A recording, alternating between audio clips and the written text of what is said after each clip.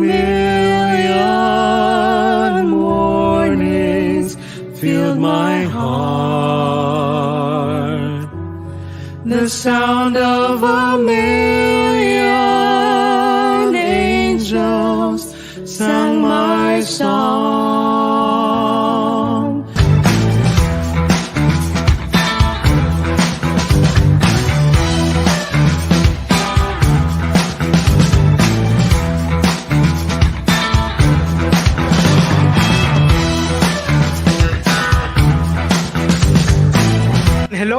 Hello, and good afternoon, Escolarian. Hello, good afternoon to our fellow students and to all our guests for this afternoon.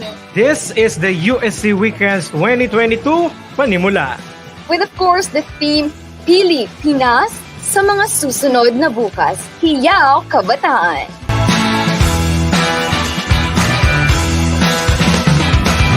We use as our guide the guide which has been the university's maxim all these years, and that is Ciencia y Virtud, Science and Virtue, which we have translated on many occasions as competence and character.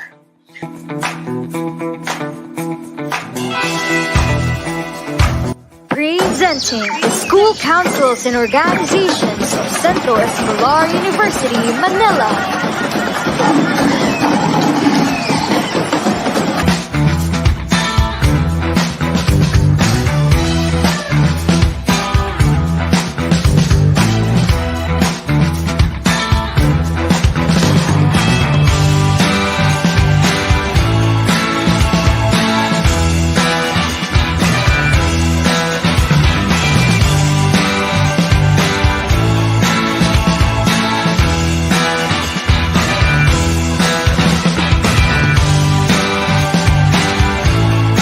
Fellow students, let us put our hands together and let's get ourselves ready to learn from our keynote speaker for this afternoon, Dr. Ross A. Casalo. Let us give her a virtual round of applause.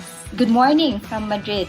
Nakikita natin na sa kasaysayan ng Pilipinas ay sentral yung papel na ginampanan ng mga kabataan. Madalas, kapag pinag-uusapan natin yung ating mga bayani, hindi na i-emphasize na karamihan sa mga nagpanday, nag-imagine ng Filipino nation, actually sila ay kabataan.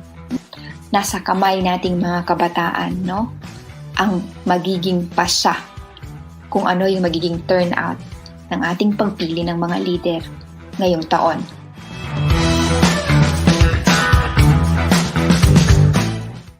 Subukan niyo kami, ang awit ng kabataan, ang awit ng panahon, hanggang sa kinabukasan, awitin natin ngayon. Kabataan, panahon, kabataan,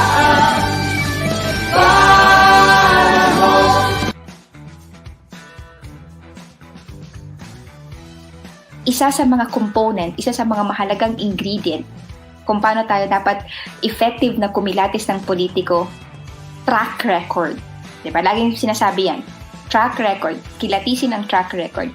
At para makilatis ang track record, gagamit ka ng kasaysayan. Gagamit ka ng history. Ano ba yung naging kasaysayan ng politiko na ito sa kanyang serbisyo publiko, sa panahon niya sa public service? Ano yung nire-reflect ng kanyang life history, ng kanyang kwento, ng kanyang kasaysayan. Maging aktibong tagapaghubog tayo ng ating kasaysayan. Ang tao ang siyang may mapagpasyang papel sa paghubog ng kasaysayan. At sa kasaysayan, nakita natin na ang kabataan ay may sentral na papel sa paghubog ng ating kasaysayan. So maraming salamat at ingat tayong lahat.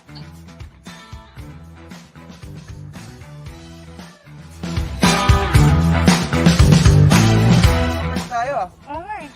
Alam mo ba, na Luneta Park ay lugar kung saan dinaril ang ating bayani na si Gato Rizal. If you want to learn more, follow me.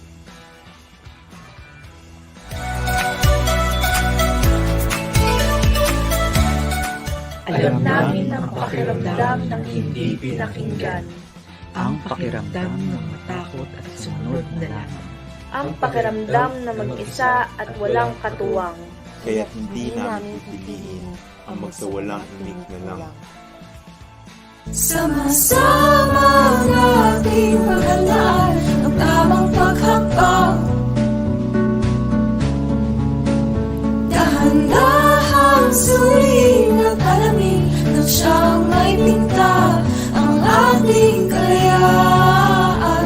Dahan-dahang hiyangan ang basa upang makitaan ng payapang kapatiran o ang ilaban mo.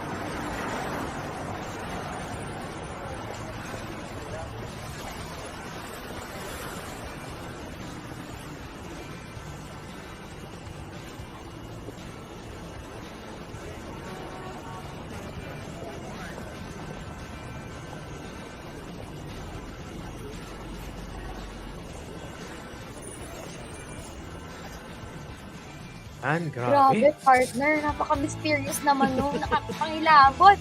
Na-excite ako lalo tuloy. Lalo dun sa pinaka-last na na day ng Kaya USC. nga Yes, and also we'd like to encourage everyone, lahat, Escolarians, to exercise your vote in the upcoming national and local elections, which will take place on May 9, 2022. Yes, guys. Please, this is a really huge deal because every vote counts. So please make sure to get your thumbs inked on the 9th of May 2022. Thank you very much for participating in the USC Weekends 2022 Pilipinas sa mga susunod na bukas, Hiyaw, Kabataan. And we are more excited to see you guys next Saturday for our second day of celebration, the USC Weekends 2022 E-Talakay. So guys, once again, I am Simon Ong. And I am Cheska Carrion saying, mabuhay ka, mahal naming pamantasan. Talagang mabuhay ka, mahal naming pamantasan. So guys, see you again next Saturday. Paalam!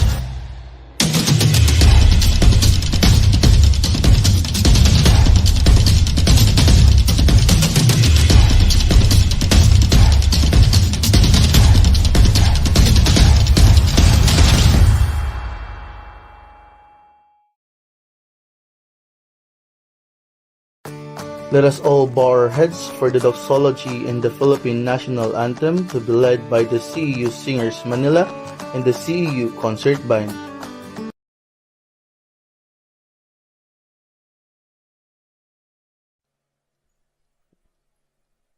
Holy Spirit, faithful guide, ever near the Christian side, gently lead us by the hand, pilgrims in a desert land, weary souls forever rejoice, while they hear that sweetest voice, whispering softly, wanderer, come, follow me, I'll guide thee home.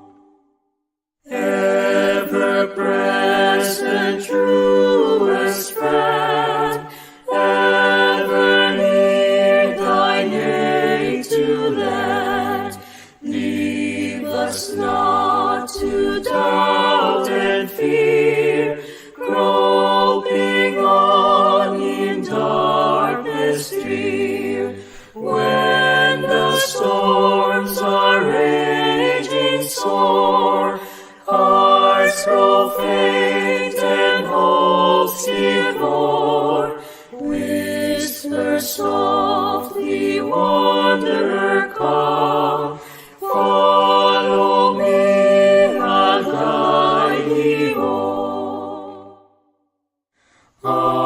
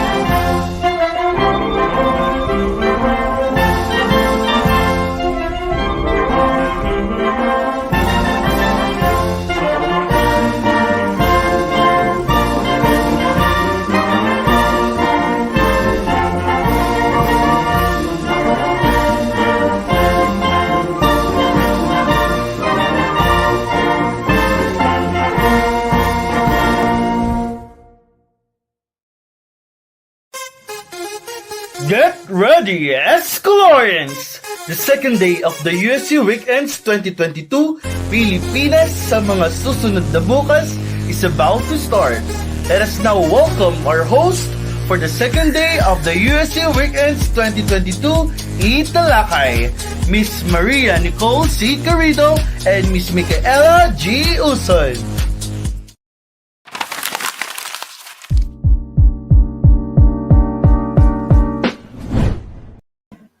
Hello, Escolarians! A happy Saturday morning to all of you.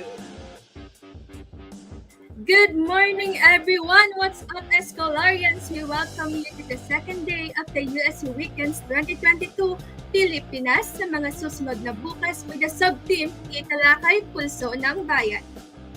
Wow, Nika, grabe! We are already on the second day of this year's celebration of the USC Weekends. Grabe, no? We were just preparing for the opening ceremonies, the panimula of the USC Weekends.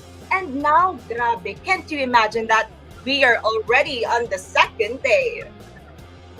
I couldn't agree more, Nicole. I really enjoyed last week opening ceremonies panimula, Hiyaw Kabataan. Natatandaan ko nga noon, Nicole, ang tanong sa atin ni Dr. Padolina, paano nga ba tayo pipili ng mga leaders sa darating na eleksyon? Well, as Escolarians, we should use the guide that has been with us, the university, which is Siyensya E. Virtud, Science and Virtue, which we translated as Character and Competence. Siyempre, Nicole, dapat yung may character and competence ang iboboto natin at never yan maghihiwalay. And to add up, Nicole, nag-enjoy din ako sa mga performances ng mga Escolarians simula sa travel vlogs, sa bayang pagbigkas hanggang sa open forum together with our keynote speaker, Dr. Ross. At syempre, papahuli ba ang mga USC? Meron din tayong pasabog last week which is the awit ng kabataan. Alam mo, Nicole, dito talaga sa USC, ilalabas mo yung mga hidden talents mo from singing to dancing. You will literally go out of your comfort zone para sa ating mga Escolarians because we want the best for our Escolarians kahit nasa online setup lang tayo. Grabe, no, Mika? That's right. Tamang-tama. Aside from those, we will not forget the learnings that we got from our day one keynote speaker, Doc Ross. Based on the theme, Hiyaw Kabataan, totoong tayong mga kabataan ang may sentral na papel sa pagbubog ng ating kasaysayan. Talaga nga namang napaka-powerful no ng kanyang mga binitawang salita. And of course, the fun doesn't stop there. Because today's event is likewise filled with fun, but most importantly, this event will bring a lot of learnings for all of us that will allow each one of us to be more aware of the current issues and events that our society is facing. But before anything else, allow us to introduce ourselves. I am Maria Nicole C. Carridoy, your University Student Council Manila Secretary.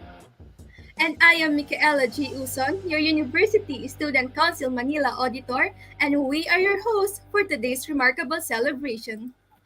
Yes, Mika, I just want to share with you, and of course to all our dear Escolarians watching us right now, that I have been really looking forward to this day because today's event will allow us to discuss or talk about two of the most important issues or events that we are facing, namely the upcoming 2022 national elections and the actions on climate change.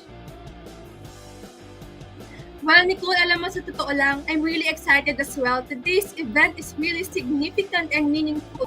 From the title itself, E-Talakay, which is a play of words of the Filipino word E-Talakay, which means to discuss, right?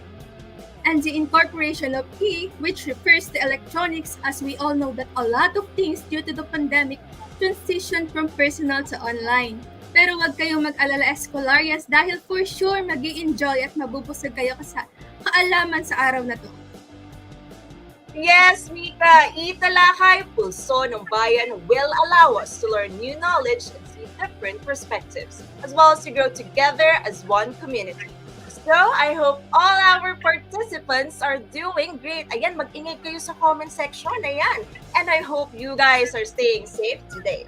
Just sit back, relax, and enjoy yourself for today's event. Ayan, grabe, nararamdaman mo na ba, Mika? Kasi grabe ako, sobrang excited talaga ako. And I can't wait to see and hear all our speakers today. Grabe, no, Mika? Aminin mo, inabangan talaga natin tong araw na to. Oh my gosh! Well, truly, Nicole, ang tagal kong inantay tong araw na to for us to hear our speakers for today's event. And as we start our event, show us some love by spamming the heart react button or any reactions that you want. And you may also comment down below your thoughts and feelings for today's event. Please don't forget to use our official hashtags, hashtag E-Talakay Pulso ng Bayan, hashtag Pilipinas sa mga susunod na bukas, and last but not the least, hashtag Usc Weekends 2022. Ayan, so can we just read some comments on the comment section down below together with all our participants here today. So, can we check out from Miss Sofia Marie Gregorio? Ayan, good morning po to everyone. I hope your morning is very beautiful kasi napakaganda din talaga ng araw nating lahat. Alright, to Ma'am Rosemary Aiso, we have, good morning to everyone. Congratulations, University Student Council officers, and of course, to the one and only Dr. Carlito Olaer. Ayan, from Roel Espiritu Antonio, good morning everyone! Good morning guys! Ayan, napakabuhay talaga ng umaga natin. So, now, today's webinar with the sub-theme Pulso ng Bayan will be emphasized to us. and encourage the students and all the Filipino citizens as well to be responsible and wise in making our choices and actions, as these will truly affect our future. The USC Weekends 2022 Pilipinas sa mga susunod na buwan. Pulso ng Bayan will focus on how our choices and actions today as individuals and as a nation will affect our country, the Philippines, in the coming years. Tama yan, Nicole. The discussion also aimed to give our participant an inspiration or a wake-up call to start and walk the talk, to be responsible, innovative, and compassionate individuals of the Philippines and of the world. Indeed, Mika, and looking back to what Doc Ross, our day one keynote speaker, said last Saturday, there's a power in voting, and that is to effect change. Ang kapangyarihang makapagsimula, ang kapangyarihang makakapagpabago ng ating lipunan. Let us not forget to be an active part of the social and civic engagement. Maging aktibong tagapaghubog ng ating kasaysayan. Yes, Nicole, I totally agree with you. It was really motivating and it serves as a wake-up call for us to become the change, di ba? Sabi nga ni Dr. Ross, be the change, be the start of change. Sama-sama tayong kumilos. Let's start the movement as a youth. Lalo na, Nicole, papalapit na ang eleksyon. And Nicole ha, based from the data of Dr. Ross last week, 56% were youth voters. 56%, grabe, kaya talaga naman tayong mga kabataan ang pag-asa ng bayan. That was wonderful, Nika. Totoong-totoo talaga. And now we are given the opportunity to converse with others about the issues that our country has been and is facing. Let us figure where we stand and make sure to seek out information from a variety of political perspectives, especially that the national election is fast approaching. Be cautious, be observant. Iboto natin ang tunay na nararapat sa darating na eleksyon. Yes, and on that note, let us now officially commence our webinar, Nicole, kasi sobrang excited na ako and I'm sure everyone watching us right now is ready to go on board too.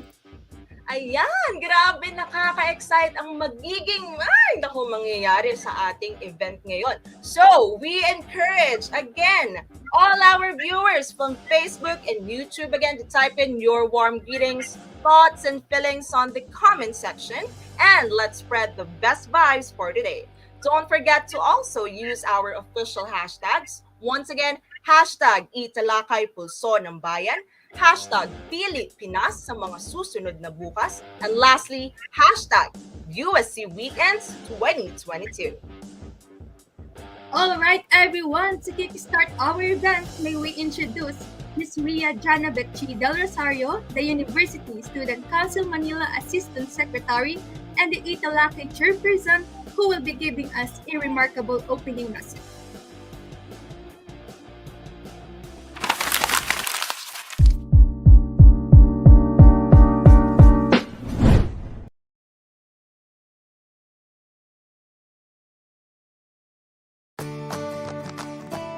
Magandang umaga po sa lahat ng aking kapwa eskolarino at eskolarina, sa aming mga panauhing pandangal, at maging sa lahat ng mga manunood.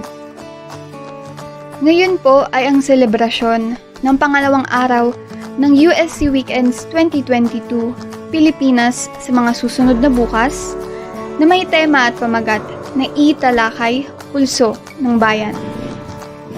Sa umagang ito, atin pong tatalakayin ang dalawa sa mga mahahalagang usapin o issue na kinakaharap ng ating bansa, kung saan ang ating mga pagpili at aksyon bilang mga mamamayan ng bansa ay tiyak na may epekto at maaaring magpapabago sa Pilipinas sa mga susunod na bukas. Ang una ay panatang makabayan at ang ikalawa ay panatang makakalikasan. Ang talakayang ito ay may pamagat na conversations. Ito ay paanyaya sa bawat isa na pag-usapan natin ang mga issue na may kinalaman sa ating buhay at bukas. Sa nalalapit na pambansang eleksyon, tayo po ay muling pipili at hahalal ng mga lider ng ating bansa. Nasa ating mga kamay ang kakayahan at kapangyarihan ng pagpili pagboto at pagkilos.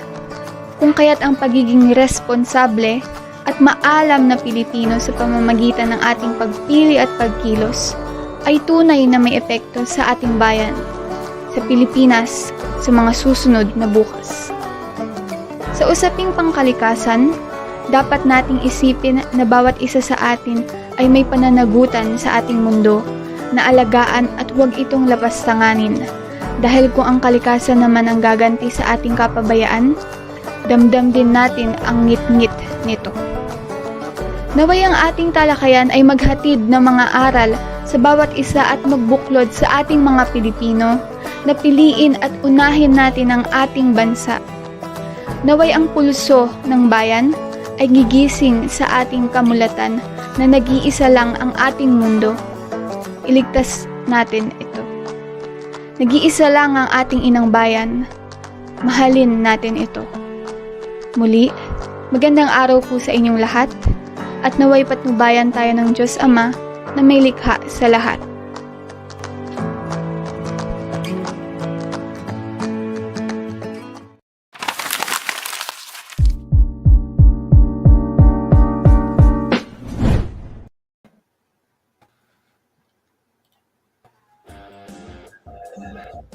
Thank you very much, Miss Ria Janabet G. Del Rosario, for that powerful message. Tama ang sinabi ni Ria, no, Mika? Nung ang ating talakayan ngayong araw na ito ay maghatid ng mga aral sa bawat isa at magbuklod sa ating mga Pilipino na piliin, tandaan, piliin ha, piliin at unahin ang ating bansa. At ito, ang Pilipinas. Alright! Okay, so nandito na tayo sa part na kung saan magpapagising ang ating mga viewers sa ating event for this morning. So, hulaan mo kung ano yun ating. Parang magkakaroon ng mga winners dyan. Yan yung mga inaantay nila. Since maagang-maaga ngayon, Nicole, kailangan natin ng pampagising. That's right, Ate Mika. So, are you guys excited with all the raffle winners?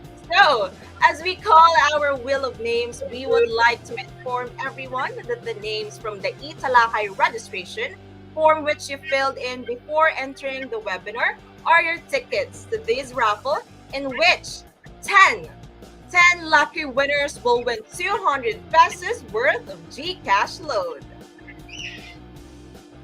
Well, Nicole, 10 ngayon, tapos 10 mamaya. Tama ba, partner? Yes, we have another 10 batch for later. So just keep tuning in. Ayan, so guys, for you to claim your prize in under 15 seconds, you have to screenshot your name, which was selected by the Wheel of Names, and send it to our official Facebook page together with your phone number.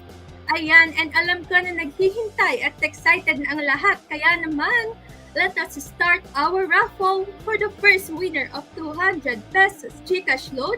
Let us spin that wheel. Ayan, para mabuhay ang ating programa. No? Go. Sino kaya ang mananalo? Ayan, for our first winner of 200 pesos GCash load, Balbesino Aubrey Cornelia Andrea. Congratulations to you. Ayan. So please don't forget to take a screenshot of your name and then send it to Facebook page of the USC. All right, so for the second winner, we have, let's spin the wheel.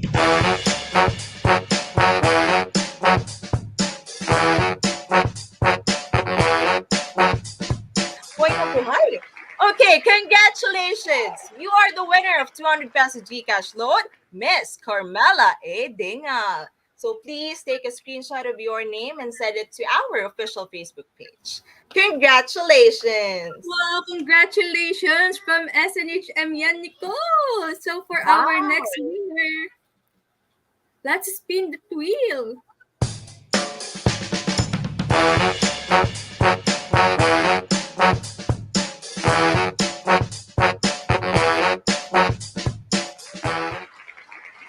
Wow! For our third winner of 200 Parang kilala ko yan. Parang kilala ko din to. Sana all. Maswerte, Nicole. Miss Joanna Masayang-masaya yan ngayon. S. Lazaro. For sure, Nicole. Tama yan. Congratulations to Ate Joanna Kate S. Lazaro. Ayan, you may now take a screenshot of your name. Finally, ayan, nanalo siya. Okay, so for the fourth winner, let's spin the wheel.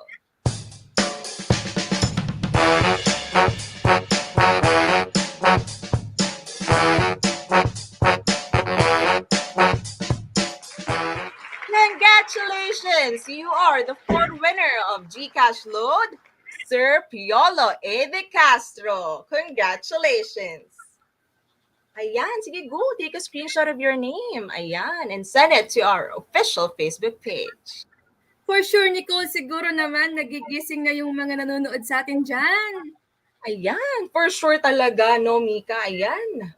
Kailangan talagang mabuhay ang ating mga participants and viewers for this morning kasi kakaiba ang ating mga speakers ngayong araw. So, for the next winner, let's spin the wheel.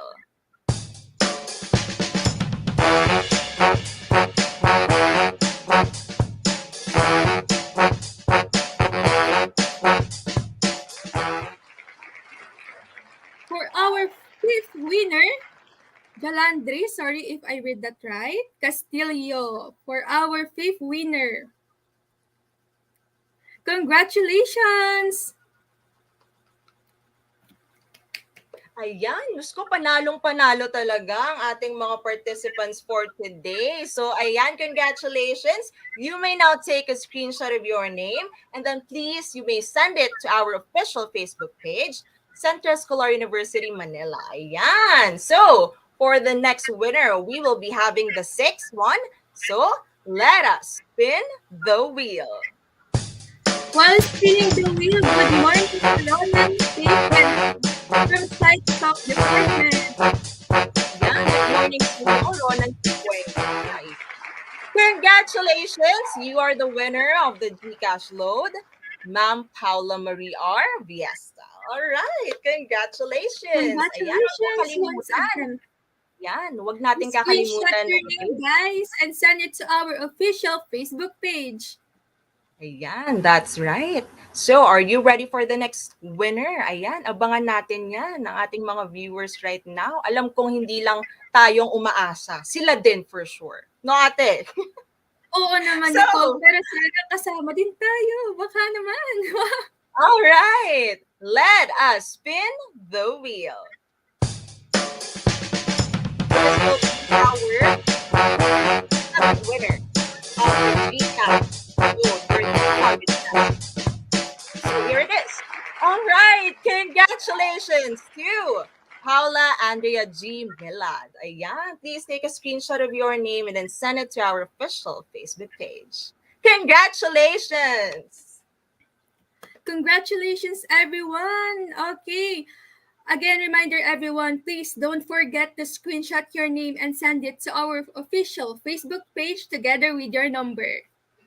Ayan, Nicole, proceed na ba tayo sa next one? Let's go! All right, so for the next winner, let's spin the wheel. Ayan. Habang nag-rolyo ang ating kolekta. Ayan. Good morning to our Go ahead. From good morning daw from Selams. Okay, so we have a winner already and her name is Clarice D. Cunyada. Congratulations. Please take a screenshot of your name and then send it to our official Facebook page. So congratulations everyone again.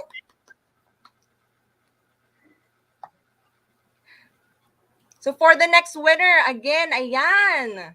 Sabi daw ni Brian Caldolente, sana abot ang 200 GCash load mo. Naku, madami yan pwedeng gamitin. For sure. Pang Shopee yan. Diba? Ay nako, totoo yan, Mika. Diyos ko po. Okay, so for the next winner, ayan, meron pang pag-asa ang mga nag-aabang dyan. So, wag na wag kayong susuko. May pag-asa pa, alright? So, let's spin the wheel. From Argentina, basta oh my God.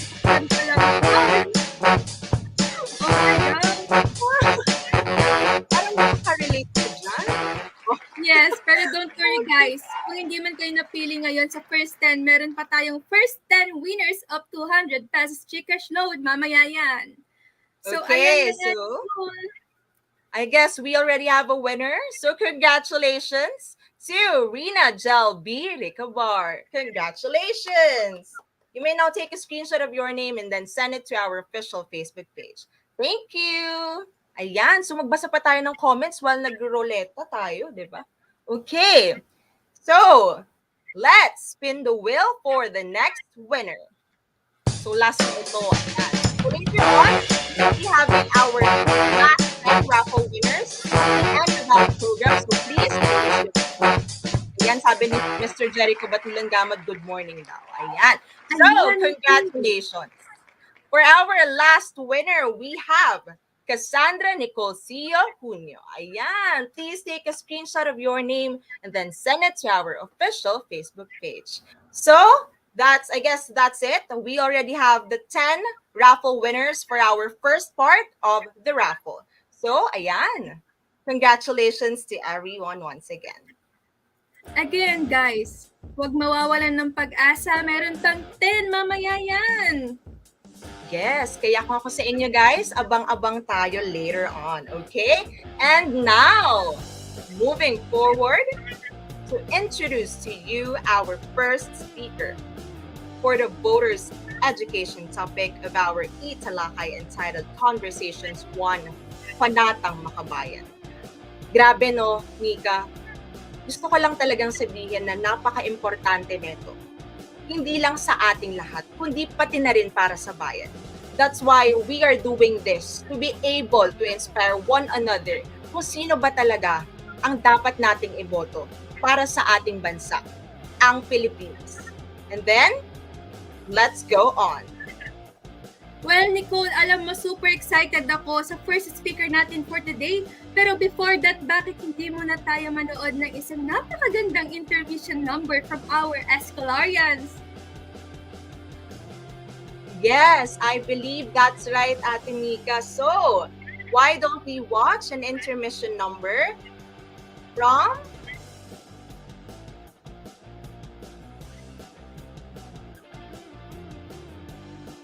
our Escolarians? Okay, so let us watch the intermission number and then we will be having the speaker later on in the program, all right? So please watch this.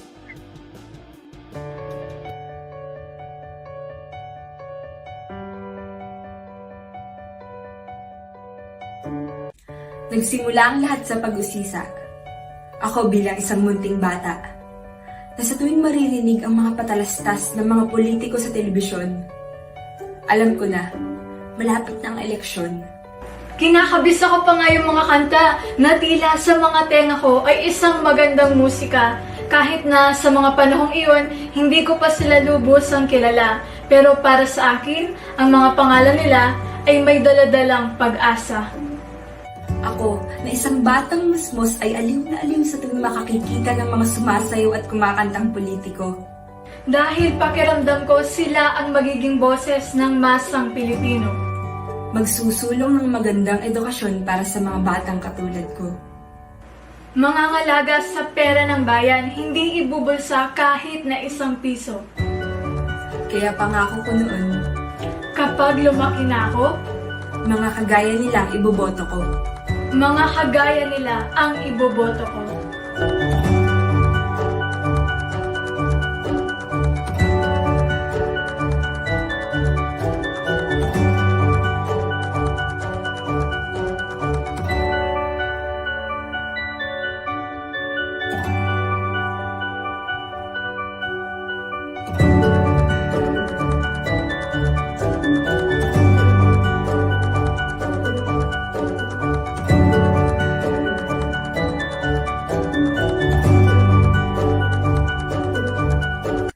Pagkaripas ng panahon, sa paglago ng aking dunong, heto ako, nakahandang pumili ng mga taong puposisyon. Marami pala dapat ang isaalang-alang.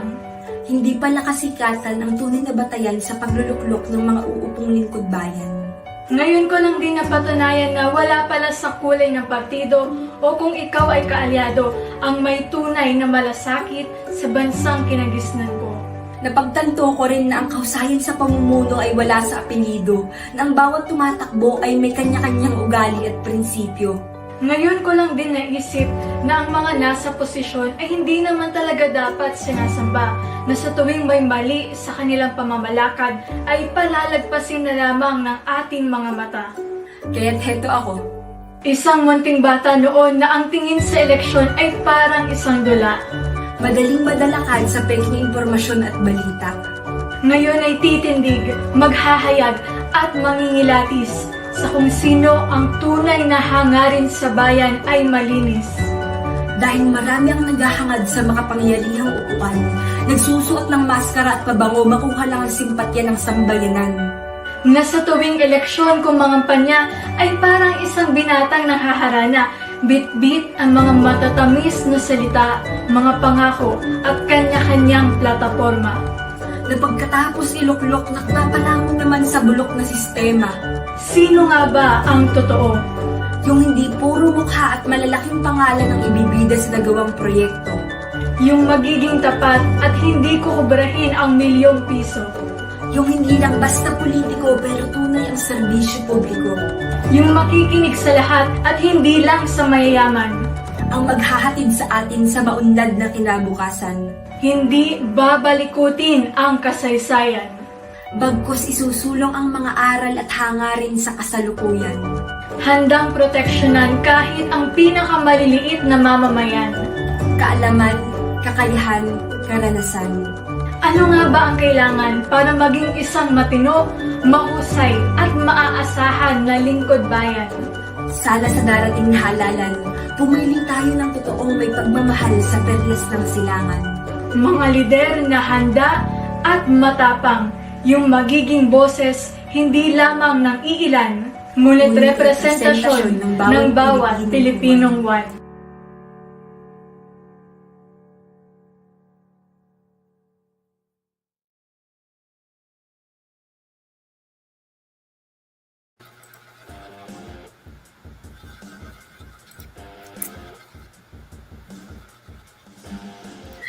Grabe, Nicole! What an outstanding and inspiring performance coming from Miss Nakar and Miss Mabuti.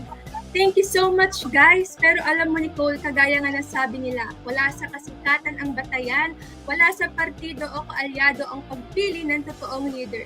Sama-sama tayo bilang kabataan na titindig at kikilatisin kung sino-sino ba sa kanila ang nararapat at totoong nagmamahal sa perlas ng silanganan. Grabe, Mika. Nakaka-inspire ang bawat message na sinabi ng ating mga Escolarians, especially si Miss Nakar and Miss Sienna, na nagpakita talaga ng magandang mga salita. Grabe, nakaka-inspire talaga. So, their superb performances truly highlighted and emphasized the importance of choosing the leaders of our nation responsibly and wisely. That's why, Escolarians, let us aim and truly become responsible and wise voters at this coming 2022 national election. Dahil ang ating boses ngayon ay siyang maririnig at aalingaw-ngaw sa kinabukasan ng ating bayan. Ayan na nga, Nicole, nag-comment na si Miss Shenna from the Optometry Council. Good morning po! Ayan, thank you very much for that inspiring piece of you, Ma'am Shenna Rose, and of course to Miss Christine Nakar.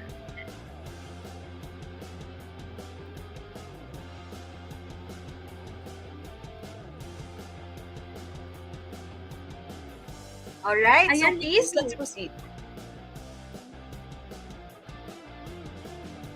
There we have it, Escolarians. Ayan, so please watch this video for this E-Talakay this year as the 2022 national elections is fast approaching. Panahon na para makilala natin kung sino-sino nga ba ang mga tumatakbo upang maglingkod sa minamahal nating bansa, ang Pilipinas. With a video made by our USC Manila officers, together let us watch and meet our presidential candidates for 2022.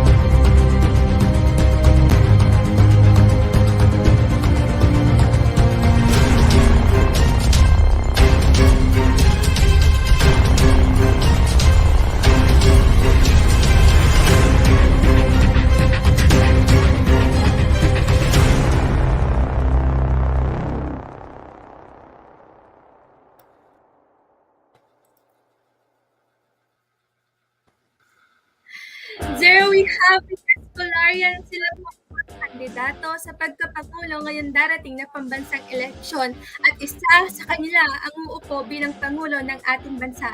Kaya tunay na panahon na para kumilos at maging matalino sa pagboto sa nalalapit na halalan at sama-sama tayong titindig dahil sa bayan at para sa bayan. Yes, Mika, tumpak ka dyan. At ayon nga din sa tema ng ating pagdiriwang na USC Weekends ngayong taon, pili Pinas sa mga susunod na bukas. Piliin natin ang ating bansa. Piliin natin ang Pilipinas dahil nasa ating mga kamay ang magiging lagay ng ating bansa sa mga susunod na bukas. Now, Escolarians, remember when we had our Leadership Congress last year? We had an activity where we asked the qualities of the leader that the students are looking for. And these are the top 5 qualities. Okay, so for the next, we have a top 5. We have competent. Yes, Nicole, and at top 4, we have good listener. Ayan, at sa ating top 3 naman, Mika, nako dapat talaga, we have accountable. And at the second top spot, we have transparent. Ayan, nako. And at the top of the list of those qualities that the Escolarian students were looking for in a president was none other than compassionate. Kung noon ay qualities lang, ngayon may personalidad na. So, ayan.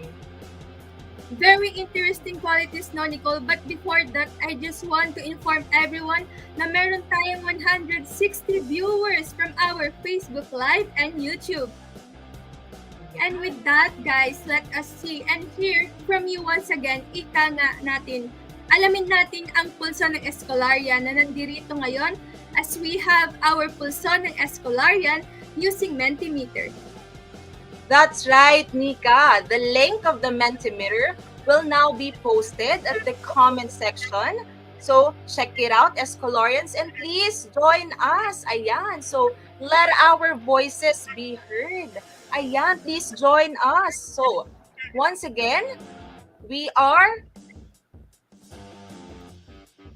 almost 100 viewers. Ayan. So, we are expecting everyone to join the Mentimeter. Ayan. So, please just go to www.menti.com and use the code 98321486. Again, go to www.menti.com and use the code 98321486. So ayan, while we are waiting for the results, disclaimer to everyone lang po. The participants will not be recognized or identified, of course, upon voting in our Mentimeter. Alam naman namin na ito ay isang sensitibong usapin. So whatever results may appear in our mock election, we are kindly requesting everyone to refrain themselves from bashful or hateful comments toward others. Again, we are requesting everyone to refrain themselves from bashful or hateful comments toward others. So everyone, let's respect one another, alright? So, tandaan, at the end of the day, tayo ay pare-parehong Pilipino na dapat magkaisa para sa minamahal nating bansa. Yes, tama yan, Nicole. At sa end of the day, iisa lang naman yung mithiin natin, which is to have a better leader for our country. Ayan, so while we are waiting, of course, we would like to invite everyone again to please go to www.menti.com and use the code 98321486. Ayan. Again, the code is 98321486. So ayan, gusto natin na mapataas pa ang ating resulta. So since we have a lot of viewers out there, we have 100 plus. Ayan. So guys, let me read the presidentiables, the 5 presidentiables. So for the first one, we have, ayan, actually for the information of everyone, this is in alphabetically arranged. So ayan, first one is Ernesto Abella, independent. Second one, running for the presidential candidate, we have Caliodi de Guzman from Partido Lakas ng Masa. Third one, is Isko Moreno from Aksyon Demokratiko. Fourth one is Norberto Gonzales from Partido Demokratiko Sosyalista ng Pilipinas. And the last, Panfilo Lacson from Partido para sa Demokratikong Reforma. Yan for our 6th presidential, Faisal Mangondato from the Katipunan ng Kamalayang Kayumanggi. Bongbong Marcos Jr., Partido Federal ng Pilipinas. Next, Jose Montemayor Jr. from the Democratic Party of the Philippines. Manny Pacquiao from the PROMDI or Progressive Movement for the Devolution of Initiatives or Probinsya Muna Development Initiative. And last, our Vice President, Ms. Leni Robredo, who is independent. Guys, disclaimer ulit ha, the participants will not be recognized or identified upon voting in our Mentimeter. We are kindly requesting everyone to refrain themselves from bashful or hateful comments toward others. Ayan, so Nicole. I We can guess now we're- see ano nga ba ang pulso ng ating manonood this coming 2022. Ayan, so maraming salamat po sa pagpa-participate ng ating pulso ng Escolarian. So actually, these are the results. Ayan, may kita natin sa ating screen. So it's all up to us to reflect on these. Okay, so thank you very much for participating in our little icebreaker. Ayan. So, moving forward. Grabe. Ayan, Nicole. Excited ka inform na ko ba, lang ate? ulit, Oo, sobrang excited na ako Nakaka-excite. sa mga speakers natin, Nicole. But before that, let me inform everyone that we have 170 viewers from our Facebook Live and YouTube. Ayan. So, very well said, Ate Mika, no? And now, thank you so much. Thank you for everyone who participated in our Mentimeter. So, now, moving forward, to introduce to you our first speaker for the voters' education topic of our E-Talakay entitled Conversations 1, Panatang Makabayan. May we call Miss Micaela Alisa V. Flores, the University Student Council Manila President. Nicole, alam mo, grabe, sobrang excited na ako ipakilala yung first speaker natin. Pero before that, bakit hindi natin pahabulin yung iba sa Mentimeter natin? Para naman makita natin kung ano ba talaga ang pulso ng Escolarians. I agree with you, Ate Mika. Ayan, sige. Ayan. So please, guys, we are informing everyone to please also participate. Ayan. To our Mentimeter. So please just use the code 98321486 para mapataas pa natin ang resulta at alam natin sa ating mga puso kung sino nga ba talaga ang tunay na presidente sa darating na 2022 national elections. So, ayan. So, Ayan, Nicole, nakikita ko nga parang 122 na ang mga sumasagot sa ating pulso ng Escolarians. So guys, Ayan. what are you waiting for? Gising-gising na, guys! Ayan. So please, ayan. Dagdagan pa natin. Buhayin pa natin ang ating Mentimeter. Ayan, pulso ng Escolarians. So please, ayan, if you have time, go to mentimeter.com and use the code 98321486. We need Tumataas na, more. Nicole, no? We Yes, need more Nicole, nasa participation 100. from all of you guys. Ayan. Buhayin natin ang comment sections. Tumataas Yes. pa yan, Nicole. Sorry, again, I know, guys. Ate Mika. Tataas pa yan. Go ahead, viewers. Ayan. So while we are waiting for all the Escolarian participants, anong masasabi mo, Mika, for today's event? Ano ang nararamdaman mo sa darating na oras na ito? Diyos ko po,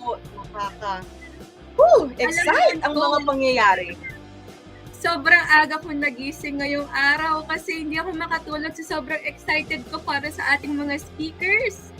Yes, and So, I would just Nicole, like nakatulog to tell ka? you, Mika, grabe, ang aga kong nagising for this event because I know na itong event na to, marami ang matututunan ng ating mga Escolarians. Hindi ba, Ate Mika? Oo naman, totoo yan, Nicole. For sure, mabubusog tayong lahat, yung mga viewers natin, sa mga kaalaman natin today na related yan sa parating na election. Yes, that's right. I couldn't agree more, Ate Mika. Kasi naman, grabe ang ating mga speakers ngayon. Grabeng bigatin! Sobrang nakakabilib talaga na itong mga speakers natin for today ang siyang gigising sa ating mga tulog na kaisipan.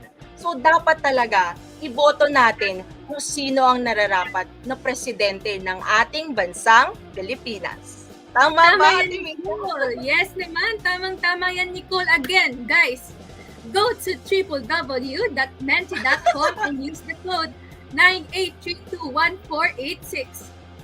Yes, guys, we are informing everyone to please just participate in our little icebreaker for us to know more about these candidates, kung sino ba talaga ang nararapat para sa bansang Pilipinas. So go! Check mentimeter.com and use the code 98321486. Ayan, para naman tumaas ang ating resulta. Ayan, since we have a lot of viewers out there, ayan, we are 100 plus and we are expecting more from you guys. So please go ahead. Ayan, we are seeing some results from our different candidates. Ayan, thank you everyone. Ayan, Nicole, grabe. Before that, why not to read that again, yung mga news ng ating mga presidential candidates? Baka nahihirapan pa silang mag-decide. I agree with you, Ate Mika. Ayan, from Bernalyn Berbon Marasigan. Ayan, ang hashtag si US Pink daw. Ayan. Yes, anyways, we respect each other's opinion naman. So, let's just respect each one of us. Ayan. Okay? All the presidential candidates. Yes, Nicole. Yes. Kagaya nga ng sabi natin, at the end of the day, iisa lang naman yung mithiin natin, which is to have a better leader for our country because we deserve that. Di ba, Nicole? Yes, I agree with you, Mika, no? Kasi ngayon sa darating na eleksyon, dapat maging matalino tayo sa pagpili talaga ng kandidato dahil nakasalalay sa ating mga kamay ang magiging kinabukasan ng ating bansang Pilipinas. Tama ba, Ate Mika? Yes, Nicole. So, yan, wag na nating patagalin, everyone. Maraming salamat po for participating in our pulso ng Escolarian. Okay, so are we excited for the next part of our event? Na-excite ka na ba, Mika? Sa Yes, mga Nicole, mangyayari why not? ngayong araw. Super, Nicole. Pero by that, why not pakilala mo na ang ating first speaker for today? Okay, so I guess we will just be having our intermission number before we introduce the first speaker. Okay ba tayo, Ate Mika? Okay ba tayo, mga viewers, participants out there? All right. So, we will be having our next intermission number for the hiyaw part. And of course, it serves as a lesson to all of us who will be the deserving president and who will be the deserving leaders for our country. And of course, this intermission number will be presented by our dear USC Manila officers. So ayan, grabe, napakaganda din naman kasi talaga ng message, no, Ate Mika, ng video Yes, na Nicole, ito. Ayan, napakalaking impact ang gagawin nila. So ayan, a statement of leadership from the student leaders of USC Manila, Makati, and Malolos officers with special participation from other student council and organization officers, the USC Student Board, the USC alumni, and our dearest USC advisors. A sabayang pagbigkaspi is written by USC Manila officers Jerome Ventanilla, Ryan Caldaliente, and Robert Julius Soliman. Entitled, Hiyaw. Okay. May isang bumubulong na hiyaw.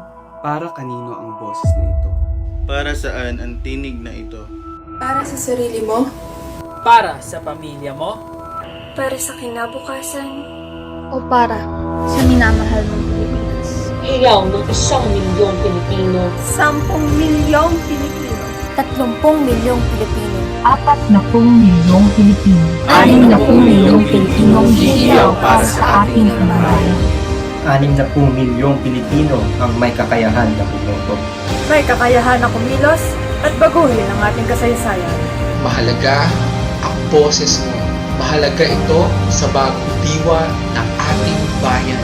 Ikaw, tatanggapin mo ba ang makapangyarihang boses na ibinigay sa iyo? O hahayaan mo lang na matapon ang ibig?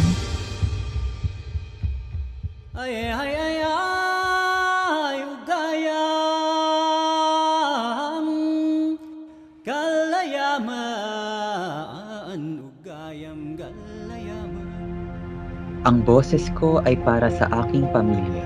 Sa mga frontliners. Mga kabataan. Kababaihan. Kalalakihan. Sa komunidad ng LGBTQIA+. Sa mga magsasaka. Sa mga maralita. Ang boses ko ay para sa mga pinatahimik. At mga tinanggalan ng karapatan sa ating lipunan. At mga tinanggalan. Mga tinanggalan ng karapatan sa ating lipunan. Sisigaw ako dahil may pangarap ako sa ating bayan. Isang bayan na kayang harapin ang pandemya ng may kahandaan. Isang bayan na ang edukasyon ay hindi lamang sa mga may pribilehiyo, kundi para sa lahat ng mga kabataan. One nation where health is not only for the privileged but a right for every Filipino. Isang bayan na nirerespeto ang bawat kasarian at walang diskriminasyon. Isang bayang binibigyang importansya at sinusuportahan ang sining at kultura. Isang bayan na hindi na kailangan matakot upang ipahayag ang katotohanan. Lahat mahalaga. Lahat mahalaga.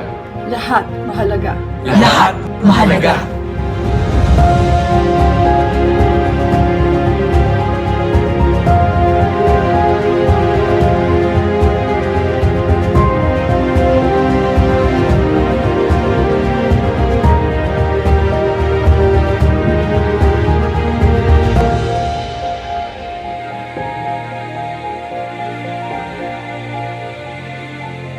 Sisigaw ako para sa mga bagong leader na makatao. Mga bagong leader na patas. Mga bagong leader na makabayan. Kung saan tumitingin sa pagkapantay-pantay na pamumuhay ng mga Pilipino. Kung saan ang ating gobyerno ay hindi lamang mga politiko. Kung hindi nagsisilbi sa ating bayan. Bawat pangako ay hindi dapat napapako. Ang bawat pag-asa ay hindi dinadaan sa karahasan. Dahil isa lang naman ang ating minimithi. Ang bayan na para sa mga Pilipino.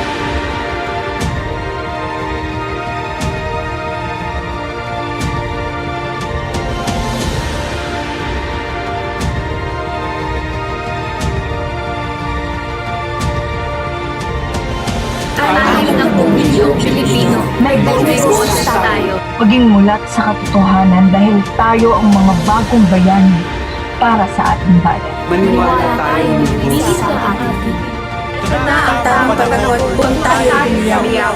Bayan, gising na! Alang sa mga trabahante. Bayan, gising na!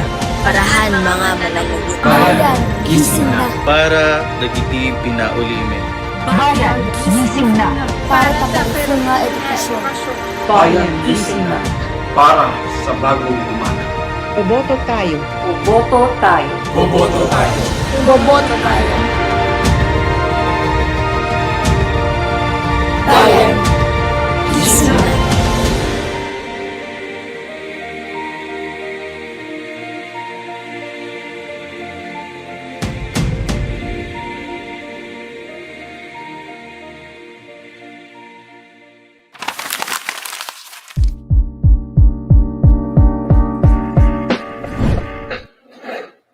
Ayan, thank you for that very powerful statements from all our dear Escolorians and to all our dear advisors. Ayan, so to add more to this statement, let us continue to watch this original composition of Jerome Ventanilla, the USC Manila Bureau. So,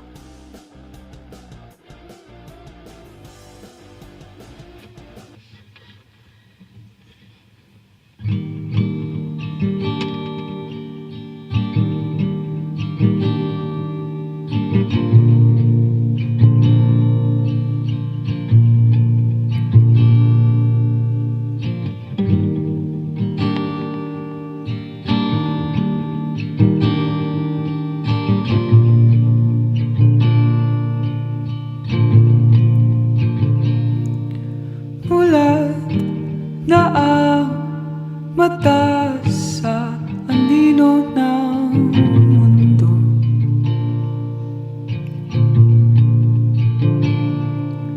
Tila walang nakakarinig ng boses ko. Bulag-bulagan sa kislap liwanag, tila ba nasisisi ang tagong pag-asa.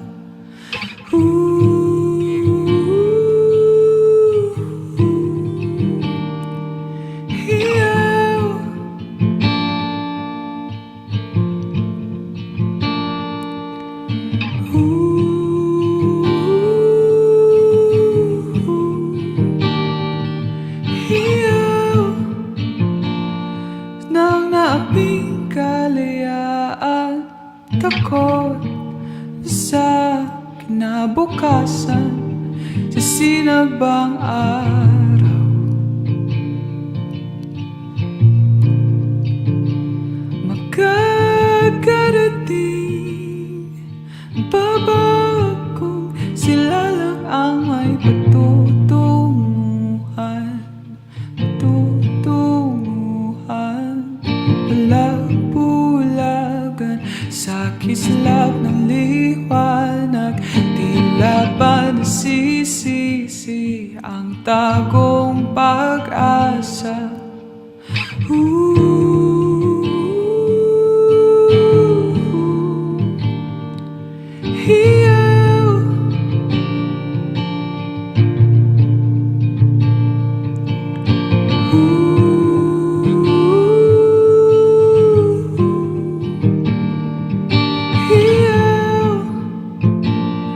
Nang naping kalayaan,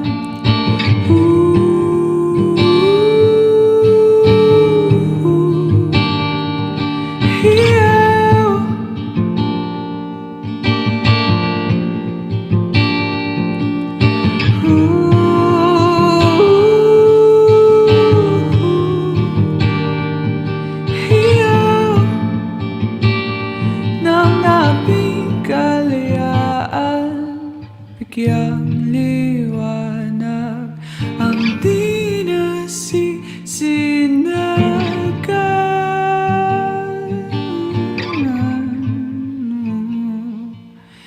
Bigyang liwanag ang di nasisinagan.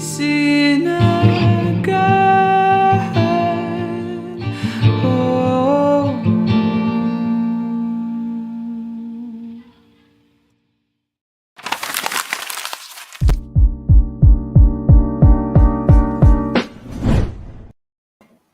Thank you very much, Mr. Jerome Ventanilla, for that awe-inspiring piece that you have made. So thank you, thank you, thank you. Again, let us give him a virtual round of applause. Ayan, Nicole, moving forward to our session, we all know that you guys are excited for this as well. And with that, may we call on Ms. Pamela Grace Sigurpus, the University Student Council Manila First Vice President, to introduce to you our speaker for the actions and climate change topic of our E-Talakay entitled Panatang Makakalikasan.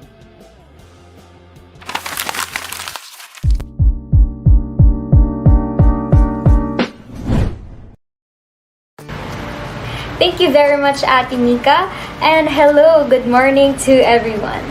Allow me to do the honors of introducing our second speaker for today. He is a Filipino climate activist, storyteller, and architectural designer. He has been part of youth, climate, and built environment-related campaigns focused on the intersection of the climate crisis, environment, and social justice. Our speaker has presented stories in speaking engagements such as the National Climate Change Conference, the Youth Climate Dialogue of the United Nations Institute for Training and Research, or UNITAR. He has also represented the Filipino youth at the recently concluded United Nations Framework Convention on Climate Change COP26 last November 2021 at Glasgow, Scotland, United Kingdom.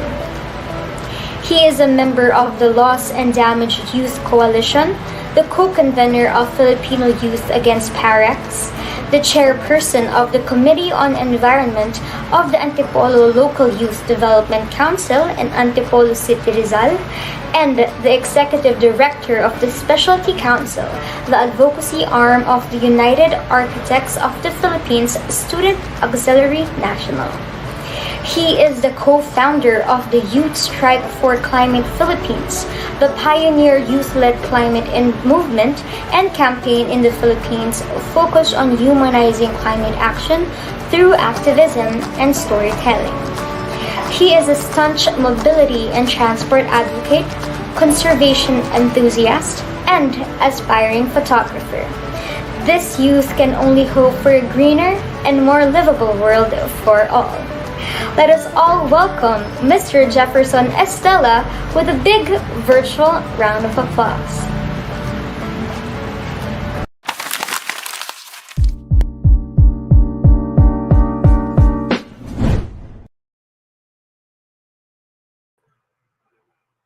Alright. Isang magandang umaga po sa ating lahat ay isang mga kalikasang Sabado sa ating mga estudyante sa Centro Escolar University. Again, thank you for inviting me to be one of the speakers alongside with Commissioner Guanzon to talk about one of the very important topics that we should talk about, especially with the upcoming election. Magandang umaga po. Let me share my screen.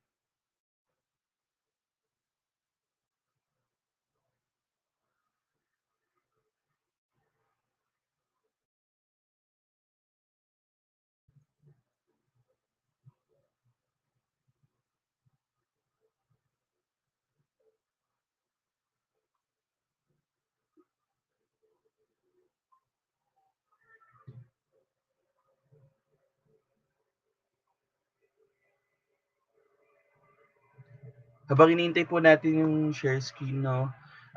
Again, maraming salamat po sa ating mga student council officers for putting a highlight in environment and climate, especially at this juncture ng ating society, Philippine society, na magkakaroon tayo ng election on May 9 dahil napakahalagang aspect na pag-usapan din kung ano ba yung mga platforms at ano ba yung mga gagawin ng ating mga presidential balls, vice presidential balls, senators, party lists, and syempre wag nating kalimutan yung ating local na mga tumatakbo para sa ating kalikasan. So, can you now guys see my screen? Can someone confirm? Anyway, there. Okay. Yes po, we can see it already po, Sir Jeff. All right. Thank you, Nicole. You're welcome. So I entitled my presentation, The Fight for Our Future, Filipino Youth and the Climate Action in the Philippines. Just to start, no, itong ating conversation, because I want to zoom in what is climate change is. For you na mga college students, ano na ba yung pagkaintindi natin when it comes to climate change? And I want to start with this picture, no? I know some of you are guys watching dyan sa inyong mga social media, especially on Facebook. I want you to describe, maybe you can comment, no? Ano yung ibig sabihin ng photo na ito? Nung nakita nyo siya, ano yung feels nyo? You can describe it in one word. Please type it in the chat box or like type it in the comment section. And because I want to see what's your perception about this photo, this blue photo. Maybe I give you 5 seconds. 1, 2, 3, 4, 5. All right. Thank you for your participation. Ayan, may mga nag-comment na, no? Peaceful, melting. That's right. So thank you for those who have already comment. Actually, tama yung na-receive nating mga words na it's actually melting because the photo that I have shown you is actually the recent photo. I think back way back 2000, and this is the original photo of that picture. Just for your information, isa iyong photo or ito ay isang photo ng isang national glacier park sa Alaska, United States of America. And you can see here in this photo na grabe or drastic yung kanyang naging pagbabago because this photo I think was taken 1960s um, and compare dun sa most recent ka na photo. Now, bakit ko sa inyo ipinakita? No, because I want you to see that climate change is a very technical, very complex, very general topic that we can talk to. Kaya himay-himayin natin ano ba dapat talaga yung pagkakaintindi natin dapat sa climate change. Again, I want you to ask every one of you. You may chat or you may comment your answers. Sa tingin ninyo, anong bagyo yung tumama sa Pilipinas dito sa unang picture natin? Ayan, makikita nyo yung mga tao umaalis sa kanilang mga bahay to save themselves from the floods. Trigger warning para sa ating mga kasama, no? Yes, you can chat anywhere sa comment section. Anong bagyo ito? If you can remember. Maybe I can give you again 5 seconds. 1, 2, 3, 4, and 5. Actually, this photo is from Typhoon Ondoy, way back 2009, no? And again, the photo on the next slide or in the next photo is from Yolanda. And the third photo is the photo from the recent forest fire way back last year, January, sa Benguet. So, itong mga larawan na ito ay pinapakita ko dahil gusto ko malaman ninyo yung epekto ng climate change. Hindi lang siya bagyo, no? But it's more than that, which we will be discussing later on. Now, what is climate change? Dito muna tayo. Sabi dito, climate change is the change in average weather patterns in a region for a long period of time. These changes can be natural or anthropogenic, meaning human-induced. Kuya Jeff, ba't ba tayo nag-start sa tanong na what is climate change? I want to start by bringing up again this very general na knowledge no sa inyo dahil we already studied what is climate change is way back in elementary. But those meanings or definitions are not, kumbaga, hindi na siya updated sa kasalukuyang sitwasyon ng ating mundo. So for example, ng isang pagbabago ng klima or climate change ay yung tinatawag nating ice age.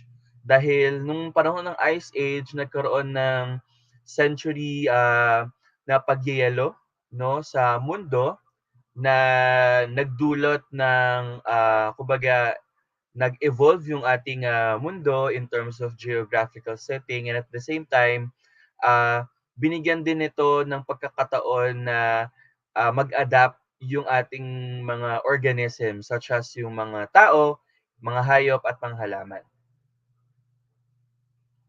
Ngayon, i-define naman natin what is global warming, no? Global warming is the increase in the average surface temperature of the planet.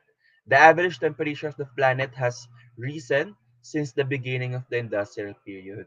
Ngayon, i-bring up natin yung global warming natin tinatawag. Sabi dito, ang global warming ay ang pagtaas ng average surface temperature of the planet. Kumbaga, pagtaas or pag-init ng temperatura sa ibabaw ng mundo.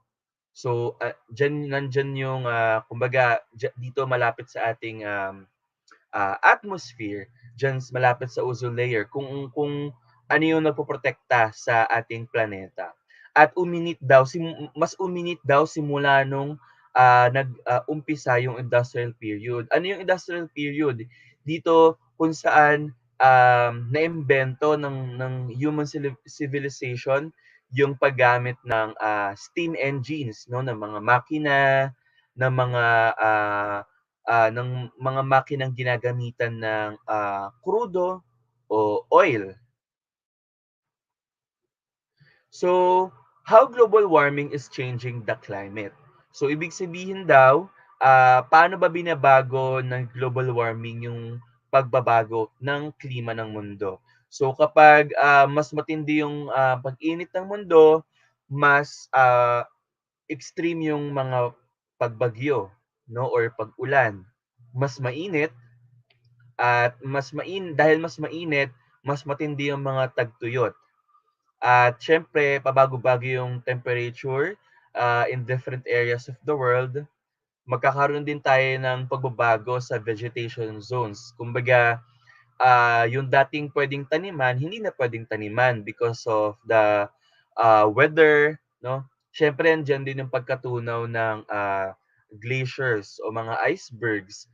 And siyempre, dahil matutunaw yung mga glaciers, tataas or magkakaroon tayo ng sea level rise na tinatawag or yung pagtaas ng level ng tubig sa dagat. Dahil meron tayong natural na epekto coming from the climate change or because of the global warming, meron ding contribution yung mga tao. Siyempre hindi yan mawawala.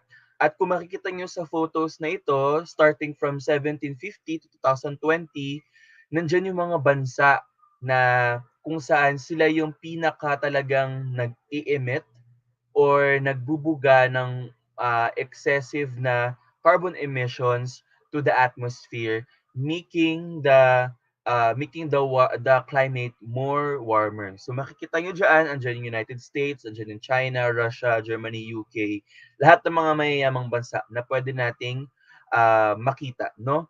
At dito naman sa kabilang larawan, makikita nyo yung greenhouse gas emissions or carbon emissions from 2020 kung saang mga sektor yung pinakamalakas yung emission. And you can see that energy sector is one of the top contributor when it comes to greenhouse emissions.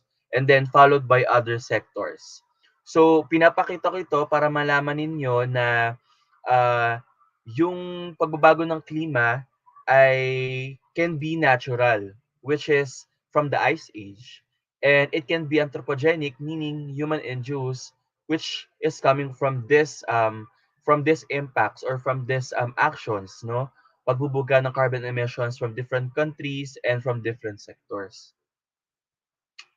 Ngunit may bago akong i-introduce sa inyo na term, no, which is climate crisis. Why climate crisis? Climate change is no longer considered to accurately reflect the seriousness of overall situation of the world. We use climate emergency or climate crisis instead to describe the broader impact of climate change. Ibig sabihin daw na hindi na tama na gamitin, no, yung climate change. Well, we can use climate change as a term for pagbabago ng panahon in a certain time. But we should now use climate crisis because it now reflects the seriousness of the overall situation that we have. For example, yung nangyari sa Yolanda, no? Na ito ay tinawag nga na one of the strongest typhoon ever in the world or the strongest typhoon that ever hit the Philippines with accumulation of 7,000 deaths, billions of properties of loss and damage, etc. So, ngayon, pag-usapan natin yung climate crisis. Dito sa tinatawag nating konsepto ng climate crisis, which is hindi naman bago from climate change, no? Meron tayong tinatawag na 1.5 na degrees. So, puntahan natin itong slide na ito. What would exceeding 1.5 degrees Celsius warming mean? So, 'di ba, kapag ang isang tao ay may lagnat, anong temperatura tayo binibigyan ng kumbaga yung nade-detect ng thermometer, 37.5 pataas, no? Gano'n din yung planeta natin. Merong specific na global temperature kung saan puwede tayong, kumbaga tumira as humans. So, kapag tumaas ito, mas mahihirapan tayong, huminga, kumbaga mamuhay, magpalaki ng mga halaman, ng gulay, ng mga kakainin natin. Overall mahirapan tayong, kumilos sa pang-araw-araw 'no. So, may tinatawag tayong 1.5 na kung saan yun lang yung limit na puwedeng, init ng mundo. Kasi kapag lumagpas yung init ng mundo, in terms of 1.5 degrees Celsius, delikado for all of us. Now, I'm discussing this because hindi ito napag-uusapan sa klase, no, sa loob ng mga classroom, and even sa ating mga subjects because most of our curriculums are not really updated with this scientific knowledge, no, or basis. So, what would exceeding 1.5 degrees Celsius warming mean? Sabi dito, the IPCC report result in more dangerous and costly disruptions to global societies and ecosystems, including longer, hotter heat waves and more frequent crop-killing droughts. So, meron tayong narinig na IPCC, no? Yung IPCC ay Intergovernmental Panel on Climate Change. Sila ay group of scientists na nagre-report kung ano na ba yung estado ng ating klima. So, sabi nila, magkakaroon daw ng costly disruptions to global society. Yun nga yung sinasabi ko kanina na mahihirapan tayong mamuhay with our daily lives because sobrang init at magkakaroon ng matinding tagtuyot, etc. Second, mountain glaciers will melt faster as the planet warms, creating new risks for settlements in the valleys below. Siyempre, andyan din yung intensifying flooding and speeding up sea level rise. And more Arctic permafrost will thaw, releasing more greenhouse gases into atmosphere. Ngayon, himahimahin natin. Sabi dito, mountain glaciers will melt faster. Dahil nga mas mainit, yung mga yelo natin dito sa ating mga kabundukan ay matutunaw. Siyempre kapag natunaw yon, it will run down sa ating mga lambak areas kung saan may mga tao tayong nakatira, may mga communities, magbabaha doon at siyempre magluluto ng sakuna. Second, dahil natutunaw yung mga polar ice sheets, mga glaciers, icebergs, titindi yung sea level rise, lalo na sa mga coastal areas. At pangatlo, may tinatawag tayong permafrost. Yung permafrost, isa siyang anyo ng ancient ice na nag-capture ng greenhouse gases way back before. At kapag natunaw yon, nire-release nga yung greenhouse gas na yon at mas delikado yon because it's an ancient carbon emission na na-trap sa ice na delikado for the modern society, no? Ngayon dinidiscuss ko ito sa inyo because yet again, hindi ito nyo normal na naririnig sa mga climate change discussion. I want you to understand that it's very crucial for us to understand these concepts and these terms, no? And coming from that, these impacts are not felt equally. And I believe most of us here have a fair share of being impacted by climate impacts such as typhoons, no? Any conversation about the climate crisis is incomplete without considering how it disproportionately harms low-income communities and communities of color, no? Sa madaling sabi, ah nandun nabanggit ko sa inyo na may mga bansa na grabe kong mag-emit ng carbon emissions, yet Philippines, for example, is being one of those countries being most impacted. Kahit hindi naman talaga tayo nag-i-emit ng masyadong carbon emissions.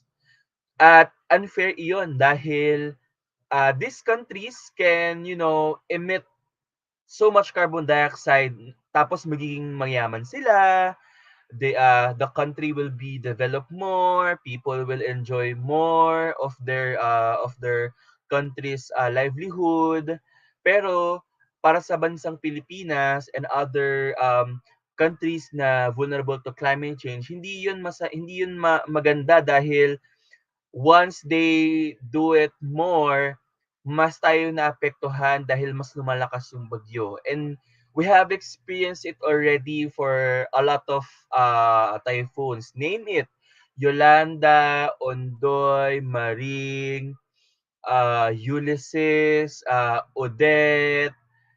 Napakadaming bagyo ng pinagdaanan natin. Yet hindi pa din tayo, kumbaga, in our personal terms, nagkakaroon ng ways on how to deal with it, and at the same time hindi pa din tayo nakakasingil sa mga damages na nangyari because of these rich countries. This oppression often happens in countries that least contribute to climate change, and through policies and practices that effectively place low-income and communities of color in close proximity to polluting facilities like power stations, plastic plants, methane gas pipelines, or to infrastructures like major highways. So dito naman, kanina nabanggit ko na may mga bansang naapektuhan, mostly of the climate crisis impacts brought by the First Nation countries. Dito naman, in the context of the Philippines, meron din tayo mga komunidad na nasa front line of the impacts of climate crisis. For example, ah, mag mag ah, mag magne-name drop na ako ng isang kumpanya, no? For example, San Miguel Corporation, nagtayo sila ng coal power plant sa isang lupain, tapos meron doon isang community. Once na nag-start na mag-emit ng carbon emissions itong power plant na ito, ang kawawa dito ay yung community. I remember when I went to Bataan, nung nagsimula na mag-emit yung ng carbon emissions itong planta, lahat ng matatanda ay nagsimula ng magkasakit, pulmonary and lung-related diseases um, because of the coal power plant. And now you can see that climate crisis in this aspect is very intersectional with other issues such as agriculture, such as healthcare, such as poverty, no? At gusto ko maintindihan ninyo na climate change, kaya ko to na brought up, no, na hindi lang siya environmental issue, but it's way more than that. It's about politics, it's about healthcare, it's about housing, etc. So very intersectional yung climate crisis or climate change. Kaya dapat na maintindihan natin na this topic is very important for us to really learn and delve into. Kaya anong ginagawa natin para mas marinig ng mga tao? Bakit ba tayo sumisigaw? Bakit ba natin pinagsisigawan ng climate justice? Bakit ba natin sinasabi na yung mga newly elected officials o yung mga tumatakbo dapat may platform when it comes to climate change or environment? O bakit ba tayo nagsagawa ng mga protesta upang makinig yung gobyerno sa atin? At ginagawa natin yan sa pamamagitan ng climate strikes. Gumagawa tayo ng mga articles para mas mapalawig yung ating influence through online. Siyempre, meron tayong cross-sectoral collaboration with different youth organizations, community organization, and at the same time, yung ating simbahan. Siyempre, hindi mawawala yung policy work, no? Andyan yung pakikiisa natin or pakikipag-partner natin together with our representative in the Congress, which is si Representative Sara Elago. Siyempre, iba't ibang calls and advocacies to support yung ating mga inisyatibo, no? katulad ng No to Kaliwa Dam, Safe Taliptip Area. Andiyan din yung mga petisyon against sa mga mapanirang mga batas na will impede our rights to freedom of expression. Siyempre meron din tayong mga pansariling mga programa katulad ng programa ng aming organisasyon na pagpapalawig at pag-re-raise ng awareness when it comes to climate. So, naibigay ko sa inyo yung technical yet I hope na breakdown natin into smaller pieces yung mga mahalagang punto na dapat malaman ng bawat isa when it comes to climate crisis. Now, for every problem, there's always a solution. As the climate crisis intensifies, scientists and experts agree that systemic change is critical. But while individual efforts alone aren't enough to reverse global heating, that doesn't mean that there's nothing we can do. Napahalaga na talagang kung pag-uusapan man natin ang environment, talagang mahalaga ang systemic change or pagbabago ng sistema. Pero syempre, kung babaguhin natin yung sistema, dapat may magbago din sa atin individually and we can do something individually. Now, what we can do? Siyempre, unang-una, urge the government to take bold, ambitious climate action now.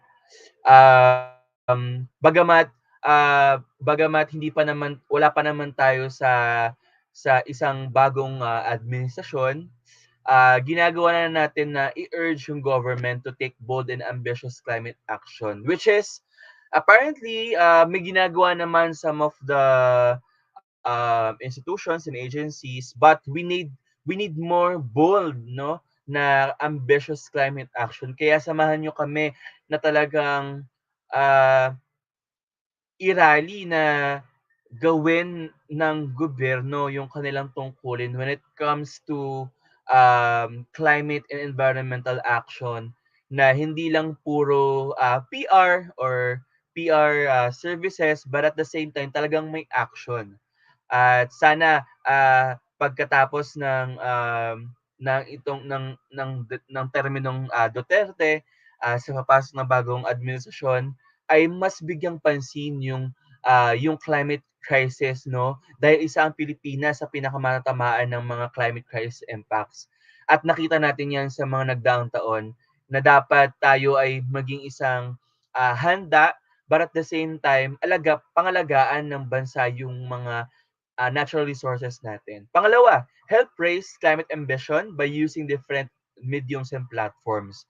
Kumbaga, kung gusto nating mag-raise ng awareness, kung gusto nating i-invite yung mga tao to really be engaged with the climate, gamitin natin ang ating different mediums and platforms to talk about this, no? For example, if you really want to invite people, we can use social media, we can use art, we can use film, we can use music uh, to really engage people with different platforms and mediums that we can have para mas maramdaman nila yung ah, presensya kung saan sila puwedeng mag-raise ng awareness about climate. Pangatlo, siyempre hindi mawawala yung personal na action na use energy wisely, no? Minsan, siyempre, especially na tayo ay work from home or studying from home, nakalimutan nating i-practice itong napakasimpleng aral na ito, no? Kaya sana mag-umpisa sa atin na talagang mag-save tayo ng energy because once we save energy, we save also a lot of money by saving our energy resources. No? Kapag hindi man ginagamit, patayin, kung hindi naman kailangan mag-charge, bunutin, no? Kung kaya naman na hindi gumamit ng electric gadgets, wag na nating gamitin. Pang-apat, start a climate conversation. I think this is the most important lesson that I've learned from being an activist from the past couple of years because I realized that I am able to share fruitful discussions, insightful points to strangers whenever I'm invited to different speaking engagements such as this. But nakakalimutan ko na dapat pala yung nakakaalam ng mga sinasabi ko ay yung mismong pamilya ko, yung mismong mga kaibigan ko, yung mismong mga kaklase ko. So, do not left everyone behind. Do not let your family, your friends behind of this issue, especially at this time of misinformation and fake news. Kailangan, kumbaga, yung mga circles natin, sila yung nakakaalam or nakakaintindi ng ating advocacy and at the same time nitong mga issues na ito para hindi sila mabiktima ng misinformation and fake news. And at the same time, mas napapalapit sila sa atin because we know that these people are also caring for the environment and other advocacies as well. Syempre, sa parating na eleksyon, we start to introduce them. Bakit ba mahalaga na mayroong platform for environment itong ating mga tumatakbong mga kandidato? Next, green your commute. Kung hindi naman na kailangan magkotse, kung pwede naman gumamit ng rollerblades, electric bikes, whatsoever, or syempre gumamit ng mass transportation such as jeep, bus, tricycle, and trains, gamitin natin, no? Kung kaya. Let's green our commute. Consume less and waste less. Ibig sabihin, kung kaya natin na hindi bumili ng kung ano-ano, especially kapag Shopee or Lazada sale day, wag na, no? Dahil mas nakakadagdag lang tayo sa mga basura and at the same time, mas dumadami yung ating ligpitin sa bahay, especially sa ating mga kwarto, no? Dahil ibig sabihin kapag mas nag-consume tayo ng less, mas less din yung waste. Next is invest in renewables and divest from fossil fuel. Itong action na to more on the government aspect. But I want you to understand that investing in renewable and divestment and divesting from fossil fuel is such a great aspect that we should do because we are an archipelagic country. Napaka yaman natin sa natural resources. Andiyan yung geothermal, solar power, o solar energy, hydro energy, napakadami, no? Kaya dapat mas ma-maximize natin 'yon at hindi na tayo mag-depend sa fossil fuel because it is it's putting the life of communities at risk, and at the same time it emits so much carbon emissions, no? Kaya I hope na mai-consider nyo, no, yung mga kandidato na merong plataforma when it comes to renewable energy. Next is join local climate action. Napakahalaga na tayo sumama sa mga local climate action. Ngunit itong mga nakaraan, hindi nga tayo nagkakaroon ng mga local climate action because of the pandemic. But I hope so na in the coming days, makasama kayo, especially in your own communities, kung ano yung mga binabattle natin sa different areas natin. And at the same time, calling and urging the government to really put climate in the middle of the society, no? And lastly, get politically active and vote. I am not sure, no, with or pwede ko bang tanungin sa ating mga nanonood, no, sa ating mga estudyante, sino na ba dito yung mga registered? Pwede bang mag-comment tayo ng ako or me? Sige, we'll be waiting for your answers dyan sa ating comment section. I just want to know kung sino, no, yung mga yung mga kumbaga registered at ready na mag-canvas ng kailang vote. Ayan, sabi ni Rika, me, sir. Sabi din ni Brian, ako, sige. Gusto ko lang makita yung kumbaga excitement niyo kung excited na ba kayong bumoto kasi ako excited na ako bumoto. Ayan. Thank you guys. Sige, keep it coming. So naibahagi ko na get politically active and vote. Why? Because from the past several elections, we have saw a lot of platforms, agendas for different candidates. But we are yet to see kung ano ba talaga yung plataforma nila for the environment. And I want to highlight on the on that specific issue for this last slide. Although it's important to take action to reduce our individual carbon footprints, we also need to focus on changing the larger system. And one of the things to change our system is through voting, no? But syempre, kapag bumoto tayo, dapat tamang tao ang iboboto natin. That's where we have the greatest opportunity to reduce emissions. Vote for We should vote for leaders at all levels of government who take climate change seriously. This is very important because yet sabi ko nga kanina, marami ng election na nagdaan pero um, wala tayong masyadong nakita na plataforma when it comes to climate or environment. Meron mga plataforma yung mga nagdaang mga administrasyon, but yet it's either PR, it's either just for the sake of the election, but yet we haven't seen any tremendous changes when it comes to protection of our environment. Dahil napakahalaga na 2022 na, mailagay natin sa center of our election yung environment because tandaan natin na mas grumagrabe yung epekto ng climate change. And it's really important na magluklok tayo ng mga opisyales na titindig para sa ating kalikasan, no? Hindi yung magsasalita lamang kapag or nandyan lamang kapag sakuna, no?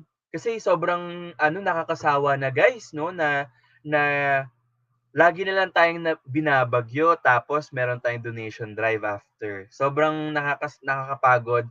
It give us donation fatigue. Dapat mas proactive na tayo sa mga ganong pangyayari.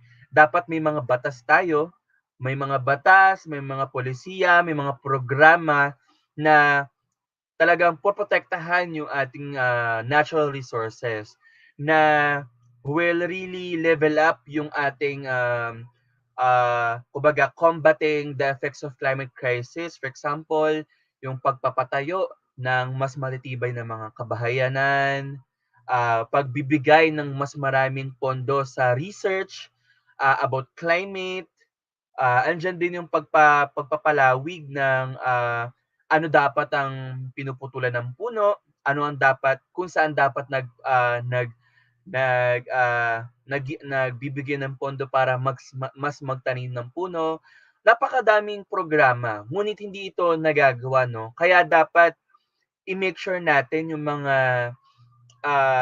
mga iboboto natin in the upcoming election have the agenda for climate justice, will really kumbaga tatanggalin yung mga coal power plants, mag-i-invest sa renewable energy, poprotektahan yung ating mga indigenous people, no? Para hindi sila mawalan ng tirahan at hindi sila patayin. Andiyan din yung pagprotekta sa ating mga lawyers, no? Napakadami. And I hope that you will consider, no, itong mga kandidato na may mga itong platform. And if you guys want to know more about those people, no, sobrang makikita nyo yung kailang plataforma in different mediums, no? Kaya dapat hindi lang tayo kumbaga sumasabay sa agos, dapat nagre-research din tayo. Especially na tayo ay mga privileged students or privileged youth, privileged people.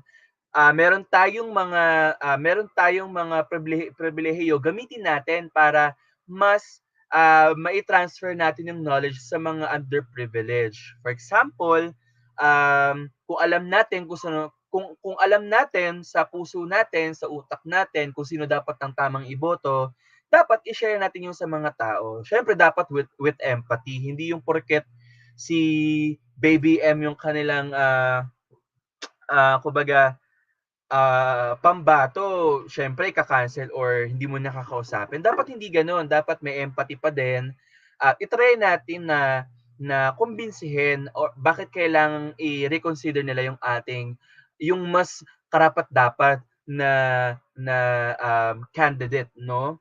And gamitin natin yung privilege na iyon para i-share sa ibang tao. Ako, ginagawa ko every time na sumasakay ako ng tricycle, no, kapag malayo ang biyahe, kinakausap ko yung tricycle driver, or minsan, kapag may katabi ako sa jeep, sa bus, recently ko lang 'to ginagawa ulit, no?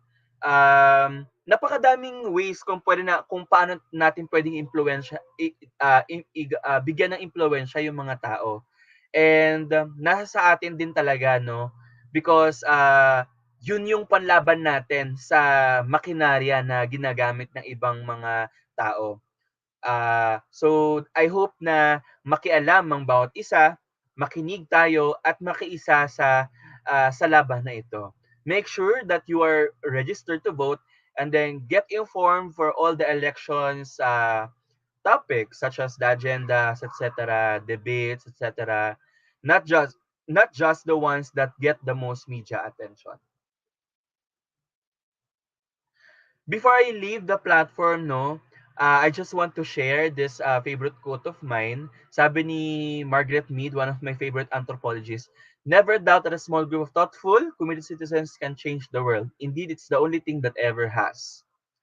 Muli, maraming salamat po. If you want to connect with our organization, please reach out to us, Youth Strike for Climate Philippines. You can reach out to us through Facebook, Twitter, Instagram, or you can email us and listen us in Spotify. If you want to connect to me, you can find me anywhere at Jeff Estela in Instagram, Twitter, or Facebook. Again, maraming salamat po and padayon.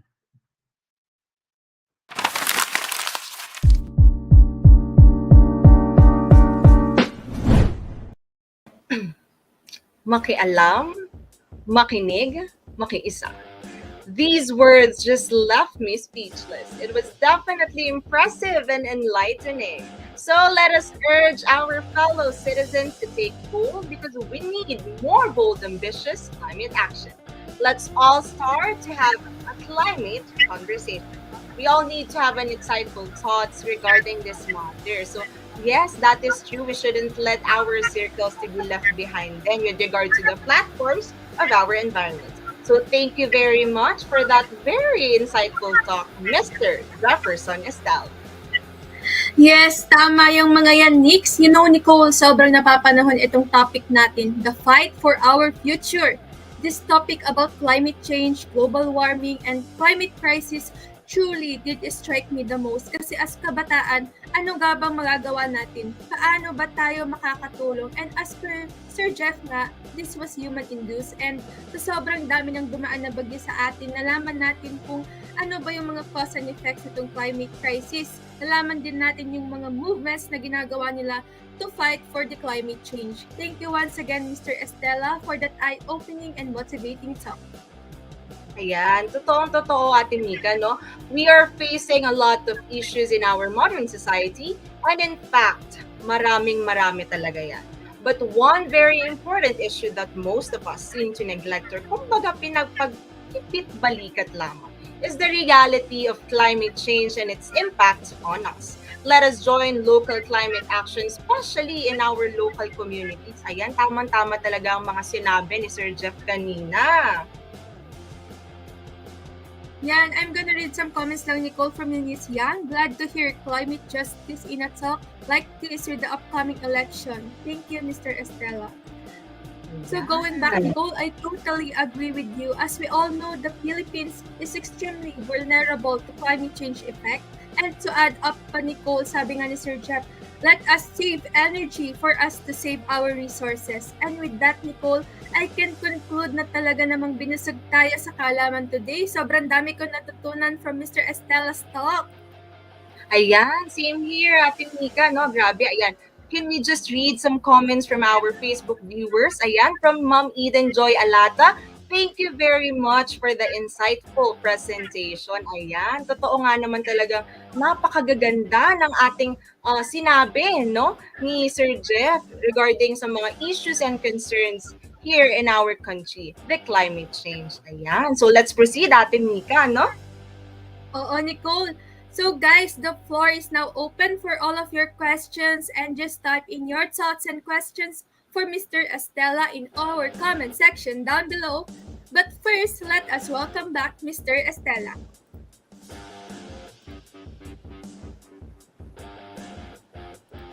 Sir Stella, are you in? All right, there's Sir Stella. Okay. Hi! Hi, Ken! Kamusta po kayo? Maraming salamat po sa napakagandang mensahe na ibinigay niyo sa ating mga Escalorians. Ayan. So, ayan, while we are Thank you din, guys. Okay. While we are waiting for the questions, ayan po. So please guys, we are waiting for all the viewers' questions. Ayan, just type it in our comment section down below. Ayan. Dahil naghihintay ang ating napakagaling na speaker, Sir Jefferson Estela. Ayan. So kamusta po ang araw ninyo, Sir Jeff? Ayan. Maganda po ba ang gising ninyo ngayong umagang ito? Actually, hindi ako makatulog kagabi. Kasi, paano ba? Medyo busy at the moment because of the again upcoming election. Nag-on groundwork kasi kami no for a certain candidate and kailangan mas palakasin pa on ground. Medyo na late umuwi and very excited to share this the presentation that I've shared earlier dahil very malapit sa puso ko syempre yung climate justice na usapin, but at the same time it's time to highlight no yung climate aspect in the upcoming election kasi kailangan siya mabigyan ng atensyon and at the same time dapat yung mga ating mga tatakbo dapat magbigay din sila ng kanilang mga insights about this because we can't afford to lose to another typhoons or another impact of climate crisis. Yes, I agree with you, Sir Jeff. Ano? So, ayan. Actually, we already have some question here from our viewers. So, ayan. From Mr. Brian Caldaliente. Can we just please show it to the screen for a while? Ayan. Okay, so the question is, what can you ask the government or future leaders about climate change? Thanks, Brian. Very general question, but that's an important question that we should be telling our future leaders, especially for this upcoming election. I think it's really to listen. I hope that they will listen to the people, to the community, to the Filipino youth, because one, it's the communities that being impacted by the climate crisis. And kumbaga, napakahalaga na mapakinggan sila, makita yung sitwasyon nila kapag kung paano ba sila naapektuhan ng climate change. And we must address that specific issue because um, all is being said, but we haven't seen any actions really on the ground, no? Kumbaga, lahat kasi ng action ng government, lahat national, no? Lahat national, which is wala namang problema doon, but I'm really eager to see grassroots kind of governance na it's national but at the same time it's really touching people's lives grassroots level because if I will give observance no sa ating election, people kind of have this mindset, especially uh, in the far-flung communities na walang epekto ang eleksyon sa kanilang mga buhay. Because, yet again, ba't nila nasabi ito? Dahil, una, hindi nila kumbaga, nararamdaman yung gobyerno na kasama nila pangalawa, hindi na mabago o hindi sila natutulungang umangat sa kanilang mga sitwasyon. It is why this upcoming leaders that we should be having, dapat ganun ang kanilang gawin.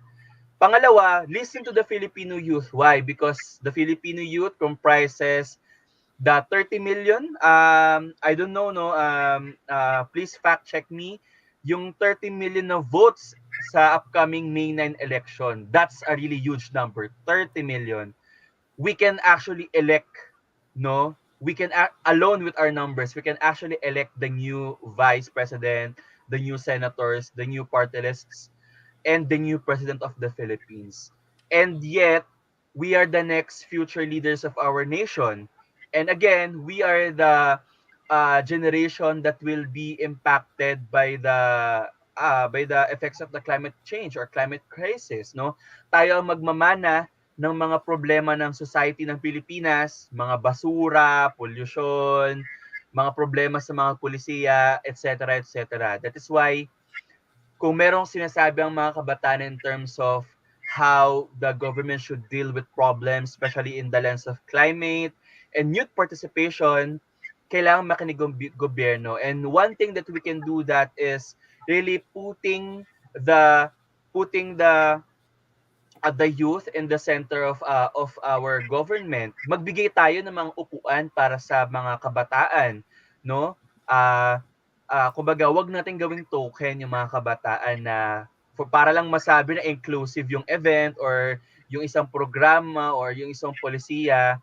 Dapat talaga bigyan natin ng pagkakataon makapagsalita yung mga kabataan para sa kanilang kinabukasan.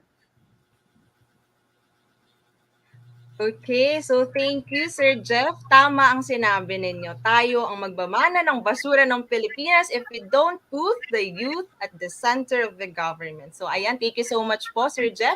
So we have another question coming from Ma'am Eden Joy Alata. So let me just read it.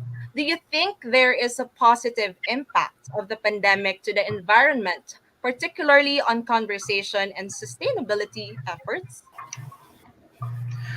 Thanks, Ma'am Eden. Actually, that's a really, really great question. Okay, I want to address or say na there's no positive impact from pandemic. No, I want to debunk that mindset because since the beginning of the pandemic, it's been kumbaga spreading all over the social media na mas gumanda daw yung environment because of the pandemic, which is certainly false and kumbaga not kumbaga fake news, no? Because number one, because of the pandemic, we are not allowed to get out of our houses, no? We are not allowed to go to our offices. So that means hindi natin pwedeng gawin yung ating mga actions. For example, yung mga scientists, hindi sila pwedeng gumawa ng mga reports, etc. Yung ating mga field reporters, field researchers, hindi sila makakapunta kung saan because it's not allowed to get out or to go out, no? Second, wala talagang positive impact yung pandemic because remember, imagine niyo na lang yung sitwasyon, no? Bumalik na tayo sa level 1, no? I think 1 week ago, no, na bumalik tayo sa level 1 ng ating uh, measure in the country or at least in NCR. So that means babalik na naman sa normal yung trabaho ng yung mga tao. For example, 'di ba, tayo ay nagwo-work from home. Pero dahil in-urge na tayo na bumalik sa mga offices, andyan na naman yung sobrang carbon emissions from mga sakyan, no? Pangalawa, dahil natigil yung pagpo-produce ng mga planta, for example, planta ng plastic, planta ng cup noodles, planta ng kahit anong products, dahil natigil yung kanilang efforts or kumbaga na-slow yung kanilang efforts. Kunyari, maglalabas sila dapat ng 1 million products this day.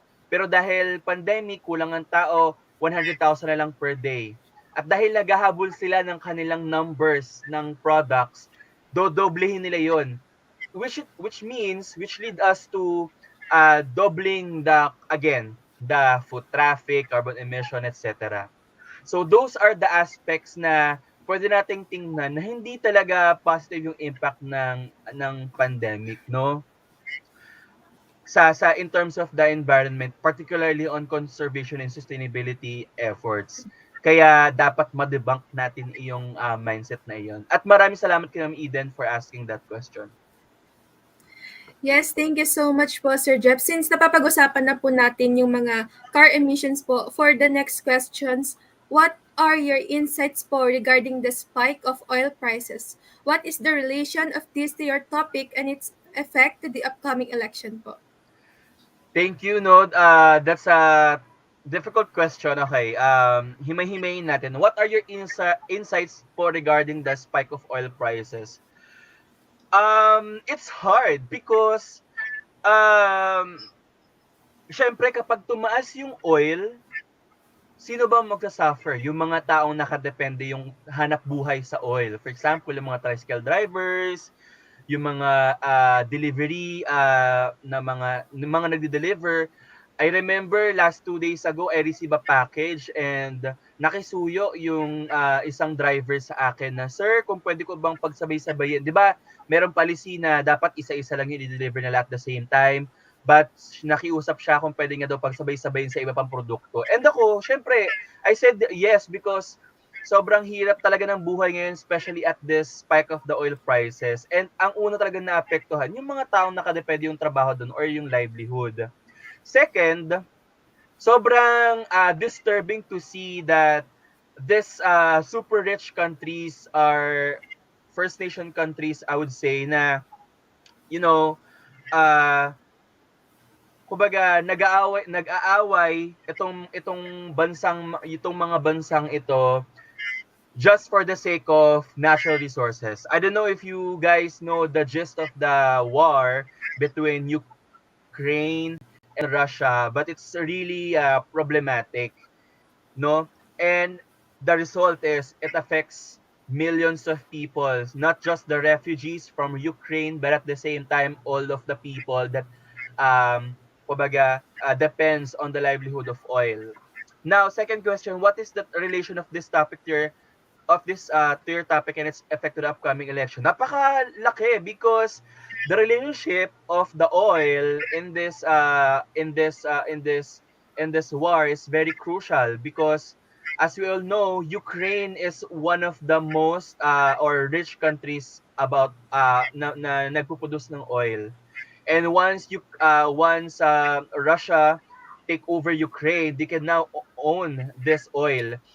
And now Russia can use this oil to make them their country more powerful and richer, and at the same time mas makapag-produce pa ng mas maraming carbon emissions, right? Because syempre saan ba nanggagaling yung ginagamit nila to develop their country? It's all about fossil fuel, oil, crude. Now, that's the relationship of it sa climate, no? Na pag hinayaan natin na mas tumindi yung away between the natural resources, specifically on oil, it will it will more exhaust global heating sa ating planeta. And it now hindi na lang presyo ng krudo o oil lang maapektuhan tayo, but again another disasters, typhoons, no? And napakahalaga talaga na may stance din yung ating mga kandidato when it comes to this specific issue, especially in the upcoming election. Hindi yung paiba-iba yung kanilang sinasabi, but really have stance bakit kailangan tumindig with this issue at bakit tayo kailangan makialam. Thank you so much po, Sir Jeff. And with that po, sa dami po nangyayari ngayon, ito po, actually, personally gusto ko rin po itong i-ask from PJ Sheed, do you think po that climate crisis is still reversible? That's how would I say this? You know, I presented you earlier a maybe doom future or like a grimmer future for everyone, but it doesn't mean that we can do something, no? I think climate crisis is inevitable, yet it is reversible. When I say reversible, pwede pa nating baliktarin yung courses ng mga nangyayari because again, we have us, we have you guys. Napakahalaga ng mga kabataan at this challenge and this fight because again, you have guys presented, you have guys put highlight in climate action seminar. That's a great start. Now, paano ba natin, paano ba natin i-maximize na talagang lahat tayo ng to this so that the next generation will be still able to see what we have saw when we are still kids, no? At talagang mabago yung course at takbo ng susunod na mga taon.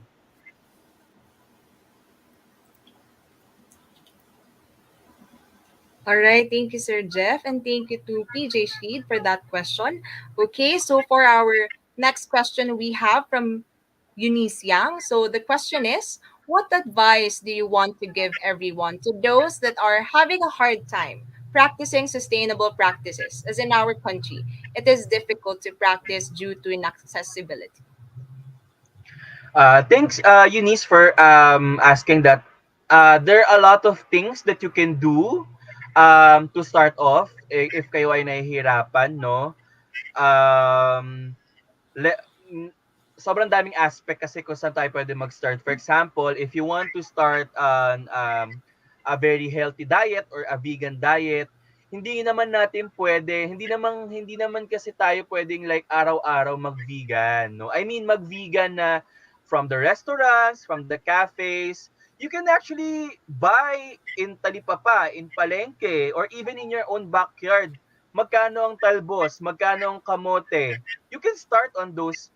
And actually, that's a very practical thing to do because hindi siya inaccessible katulad ng vegan diet or lifestyle. It's just a mindset ng mga elitist and other, mga mayayaman na mga advocates. But you can actually uh, have your food with those staples, no? When it comes to kumbaga practicing in terms of zero waste, bakit pa ba tayo bibili ng bamboo straw, metal straw, kung pwede naman tayo hindi gumamit ng straw at all, no? So let's be kumbaga considerate about that specific note, no? Because most of the people think that when you are a sustainability advocate, you should have these things. You should have bamboo forks, you should have bamboo spoons, you should have bamboo toothbrush, lahat bamboo, lahat metal, etc. Guys, you don't buy, okay? Don't buy because that will only add additional waste and at the same time it will cost you a lot of money. You can actually just bring your own baunan. You can just bring your own spoon and forks at home. You can just bring bottles at your home kung hindi pa kayang bumili ng tumblers. Wag na tayong bumili kasi syempre it just an additional waste and at the same time, yung mga yan, bago i-produce yan, syempre nagmina, ginawa pa yan, ilang carbon footprint emissions ang nagamit dyan para i-produce, no? Ano pa ba? Marami. In terms of your commuting, kung hindi naman pwedeng, kung pwede namang mass transpo, mag-mass transpo. Kung hindi naman kailangan bumili ng bagong bond paper, gumamit ng mga gamit na notebook, mga gamit na papel. You know guys, there are a lot of things that you can practice na sobrang basic yet we often forget, no? Let's remember na if we really want to practice sustainability at sa ating lifestyle, you can start in your own basic ways. Yung mga basic ways na tinuro sa atin ng mga magulang natin, gumamit ng baso, patayin ng gripo, gumamit ng gamit na papel, no? There are a lot of things kasi you know because the society have changed so much, there are a lot of things na ino-offer sa atin na kahit hindi naman natin kailangan, binibili natin. Kaya kung ako sa inyo, i-uninstall niyo yung Shopee, yung Lazada niyo. Ako, i-uninstall ko yan. Because I don't need those. Kapag sale, natatempt lang ako bumili, no? Hindi ko naman pala kailangan. So, you really have to be self-aware of your needs and at the same time, control yung ating kung pagkukonsumo. Okay, so thank you very much, Sir Jeff and Ma'am Eunice Yang for that question. And of course, for your answer, it's very great, Sir Jeff. So ayan, what an interesting and stimulating discussion. Thank you so much, Mr. Estella. It was truly an honor and a privilege to hear from you. We are truly grateful for your presence and for your generosity in sharing wisdom on today's webinar theme. So thank you once again, Sir Jeff. Thank you, everyone! Ayan na, Mika. Excited ka na ba sa ating pangalawang speaker ngayong umagang ito? Oo, Nicole, talaga namang it is truly an honor and privilege to hear from Mr. Jefferson Estella. Again, guys, let's give Mr. Jefferson Estella a big virtual round of applause. And with that, Nicole, huwag na nating patagalin pa. Introduce mo na ang ating next speaker. Okay, excited na ba ang lahat? And now, moving forward, to introduce to you finally our speaker for the voters' education topic of our E-Talakay entitled Conversations 1, Panatang Makabayan. May we call on Miss Micaela Alisa V. Flores, the University Student Council President.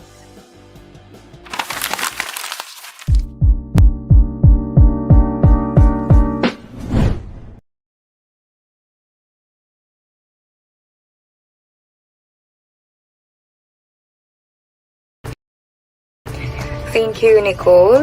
It is an honor to finally introduce to you our first speaker.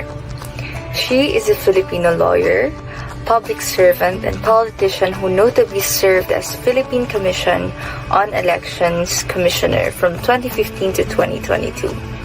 As COMELEC Commissioner, she had also pushed for women's increasing representation in politics.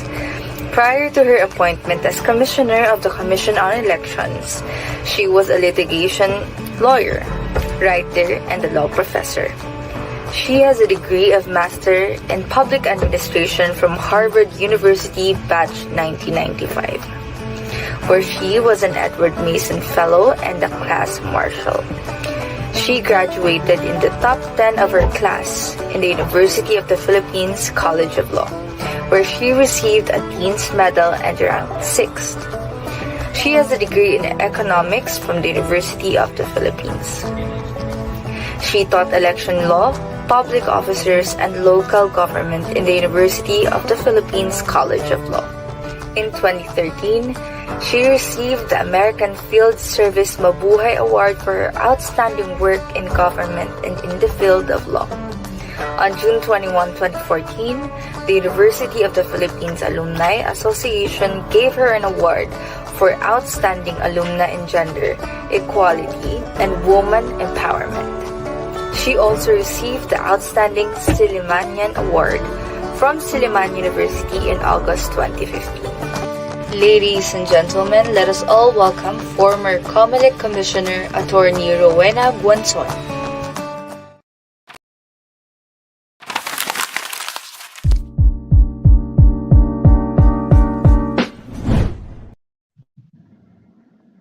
Hi guys, can you hear me? Yes po, we can hear you, Attorney Rowena.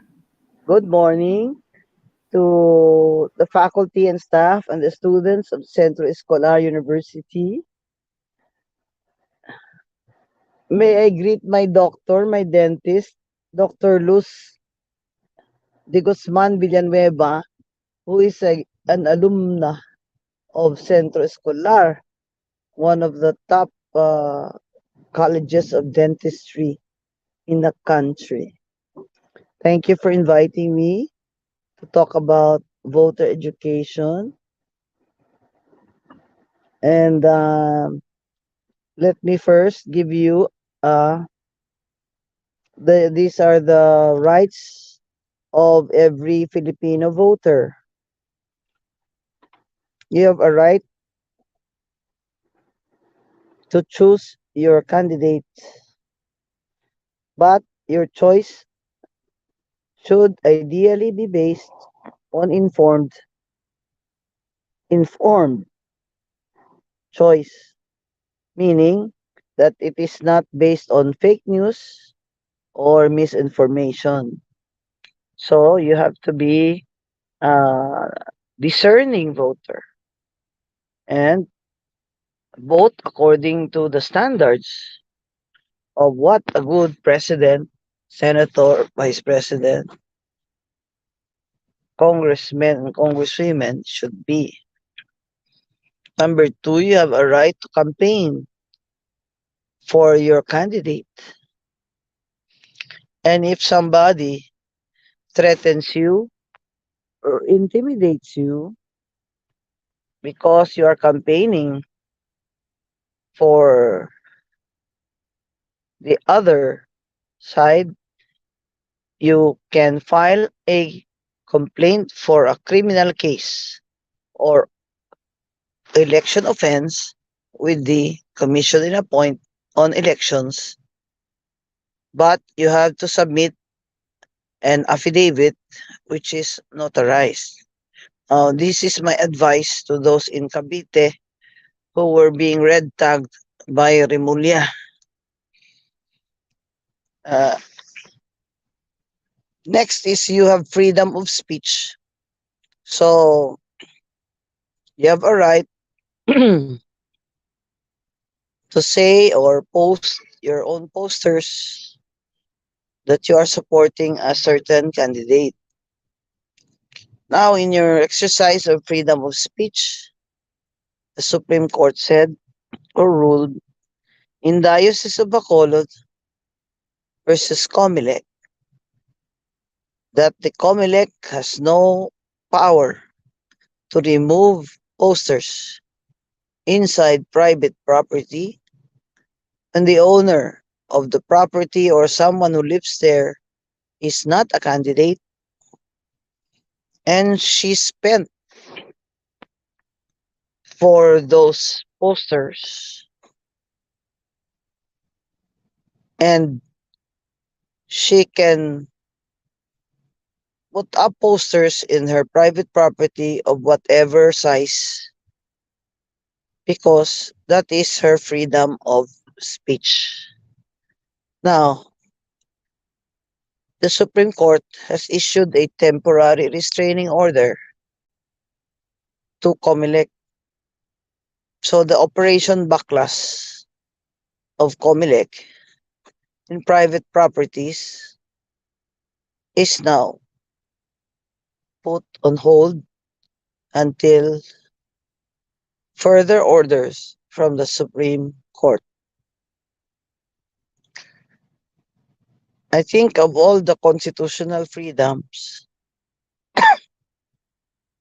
that we have, freedom of speech and of the press are the most important during elections.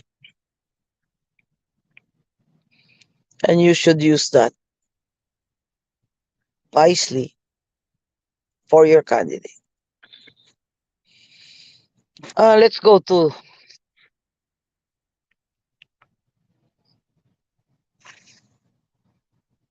making the right choices.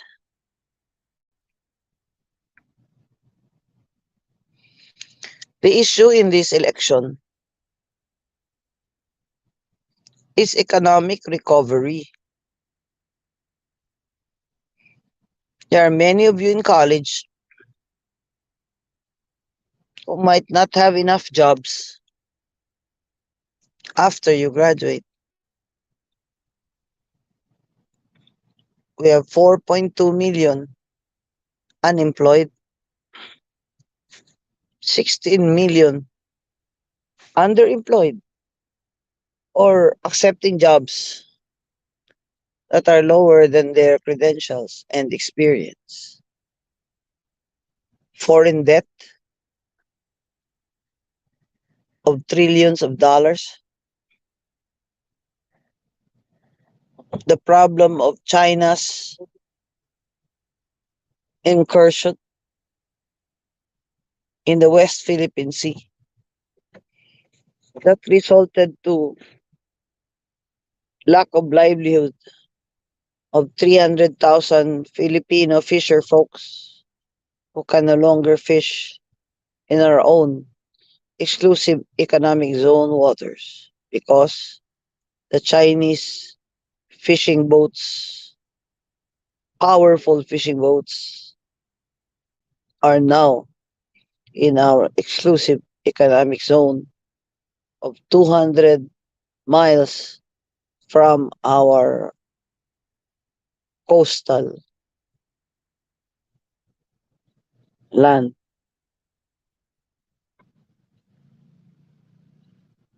The pandemic made things worse for us Filipinos because our people lost jobs, mostly women, and the worst hit during the pandemic are the poor and persons with disability who cannot go out of their houses or move around to earn a living just to buy food for the next meal. So I'm telling you now, the issue is economic recovery.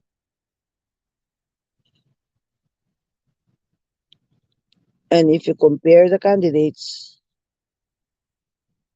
it is obvious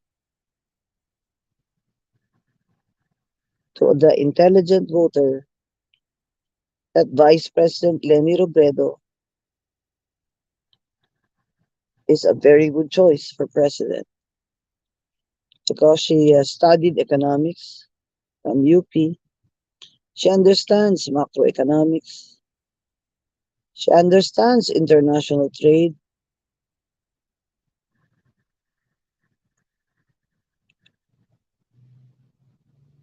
How capital and foreign capital can generate employment here because she was congresswoman also for several years and vice president for 6 years. You compare her to her competitor, Marcos Jr., who has nothing between his ears, has no discipline, lazy, and did not finish college. With all his money, he just gallivanted around in Europe, was not able to finish college and get a degree. Worse, he is convicted of tax evasion and he did not pay his taxes and the fine in the regional trial court up to now. He is also the estate administrator of Ferdinand Marcos, who owes us, the Filipino people, 100 billion pesos in estate taxes. How can Marcos be president of this country and lead us to economic recovery when he does not pay taxes and he is only running so that the sequestration cases against the Marcoses will be stopped? Marcos Jr. is running solely motivated by greed and desire for power,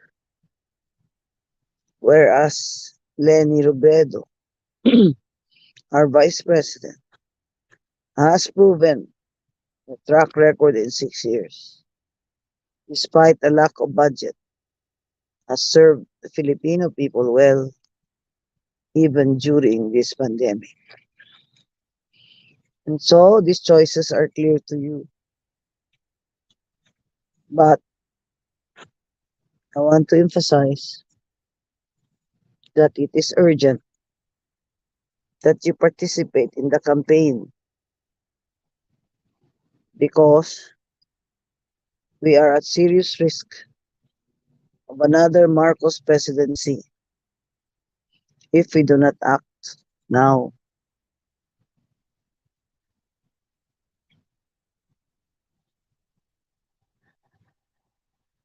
Marcos has all the money in the world. But we ask, where did he get the money? Is it not that they plundered the country during martial law and all the how many years in power that they enjoyed?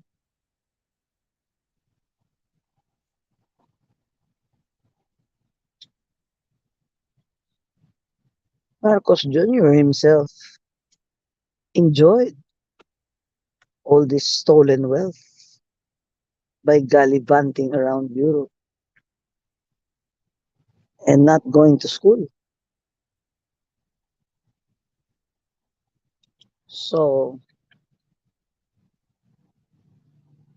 that's why I say this is a fight between good and evil, and I leave it up to you to decide. Thank you very much. I'm sorry, I cannot stay for questions. I'm on the road and I have asthma now. Take care of yourselves. Please support my party list, P3PWD, especially if you are in the allied medical professions and dentistry. P3WD cares for PWD's interests, senior citizens, and those with chronic illnesses. P3PWD, number 54 in the ballot of party list. Thank you very much. This is Rowena Guanzon, your public servant for life. Maraming salamat po.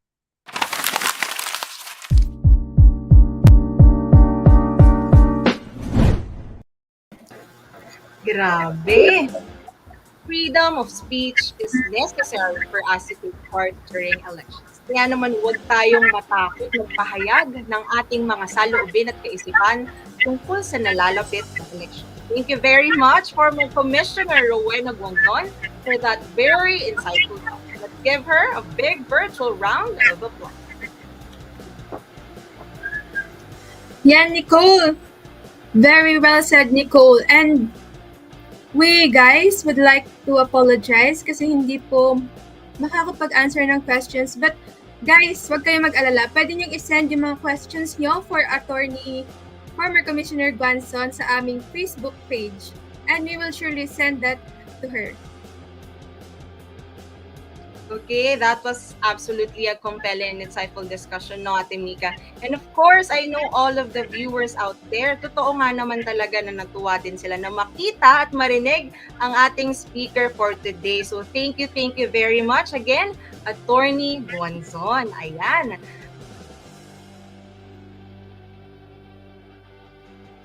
Okay, so... Live ang ating mga viewers, Nicole, from our Facebook and YouTube Live. Ayan, nakikita naman din natin ng mga comments. Totoong natuwa din naman talaga sila at nagpapasalamat sa ating speaker for this morning. Ayan. So thank you very much once again to all our speakers. So Attorney Rowena Guanzon and Mr. Jefferson Estela. Grabe, no? Talaga naman busog na busog tayo sa kaalaman ngayong araw. Mika, today is really a great day, isn't it? We have the opportunity to talk and discuss these timely and important matters with each other well from our webinar's title, E-Talakay, and the title for each talk, Conversations. It is important that we could converse and share our knowledge and perspectives on these significant topics.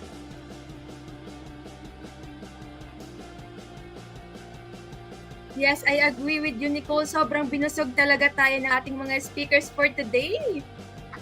Ayan. So, before anything else, we will be presenting another intermission number from Mr. Jerome Bentanilla. And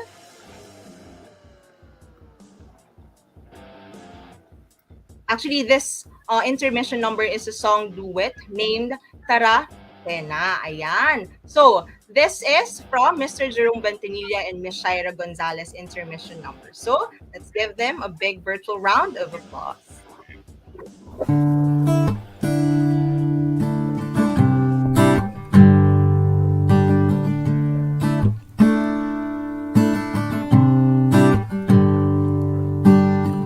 Tenarhalin at sabayan, bagong uso ay simulan. O dapat lang kabataan, oras mo nang makialam. O kabataan, mga katropa tayo na. Huwag nang umurong sulong pa, buong loob sumama na. Tara Tena, tara simulan mo na. Tena, bagong pag-asa, tara Tena. O kabataan, ang galing naman. Simulan pagbabago sa bayan, tara Tena. Tara, huwag kakaba-kaba. Tena, oo, may laban ka. Galingan, sipagan, pag-usayan, panawagan ka babayan, tara Tena. Maaasahan ka dito, mahusay ang ideya mo. Makita mo nung kabayan sa'yo umaasa. Huwag kakaba-kababayan, mga kababayan na. Nang umurong sulong pa, buong loob sumabang na. Simulan mo na, Tena, bagong pag-asa, tara Tena. O kabataan, ang galing naman. Simulan pagbabago sa bayan, tara Tena. Tara, huwag kakaba-kaba. Tena, oo, may laban ka. Galingan, sipagan, pag-usayan, panawagan ka babayan, tara Tena. Tara tayo na, gamitin ang talino mo sa tunay na pagbabago. Tayo na, tara na, tawag sa Diyos, isama ka, magkakamtan, malapit na. Tayo na, tara na, tara na, tayo na. Tara Tena, o sumama, malapit na. Magkakamtan, pagbabago sa bayan. Tara, simulan mo na. Tena, bagong pag-asa, tara Tena. O kabataan, ang galing naman. Simulan pagbabago sa bayan, tara Tena. Tara, huwag kakaba-kaba. Tena, oo, may laban ka. Galingan, sipagan, pag-usayan, panawagan ka babayan, tara Tena. Tara, simulan mo na. Tena, bagong pag-asa, tara Tena. O kabataan, ang galing naman. Simulan pagbabago sa bayan, tara Tena. Tara, huwag kakaba. Tena, oo, may laban ka. Galingan, sipagan, pag-usayan, panawagan ka babayan, tara Tena. Tara, simulan mo na. Tena, bagong pag-asa, tara Tena. O kabataan, ang galing naman. Simulan pagbabago sa bayan, tara Tena. Tara, huwag kakaba-kaba. Tena, oo, may laban ka. Galingan, sipagan, pag-usayan, panawagan ka babayan, tara Tena. Tayo na, oh, tayo na. Tayo na, oh, tayo na. Tayo na, oh, tayo na. Tayo na, oh,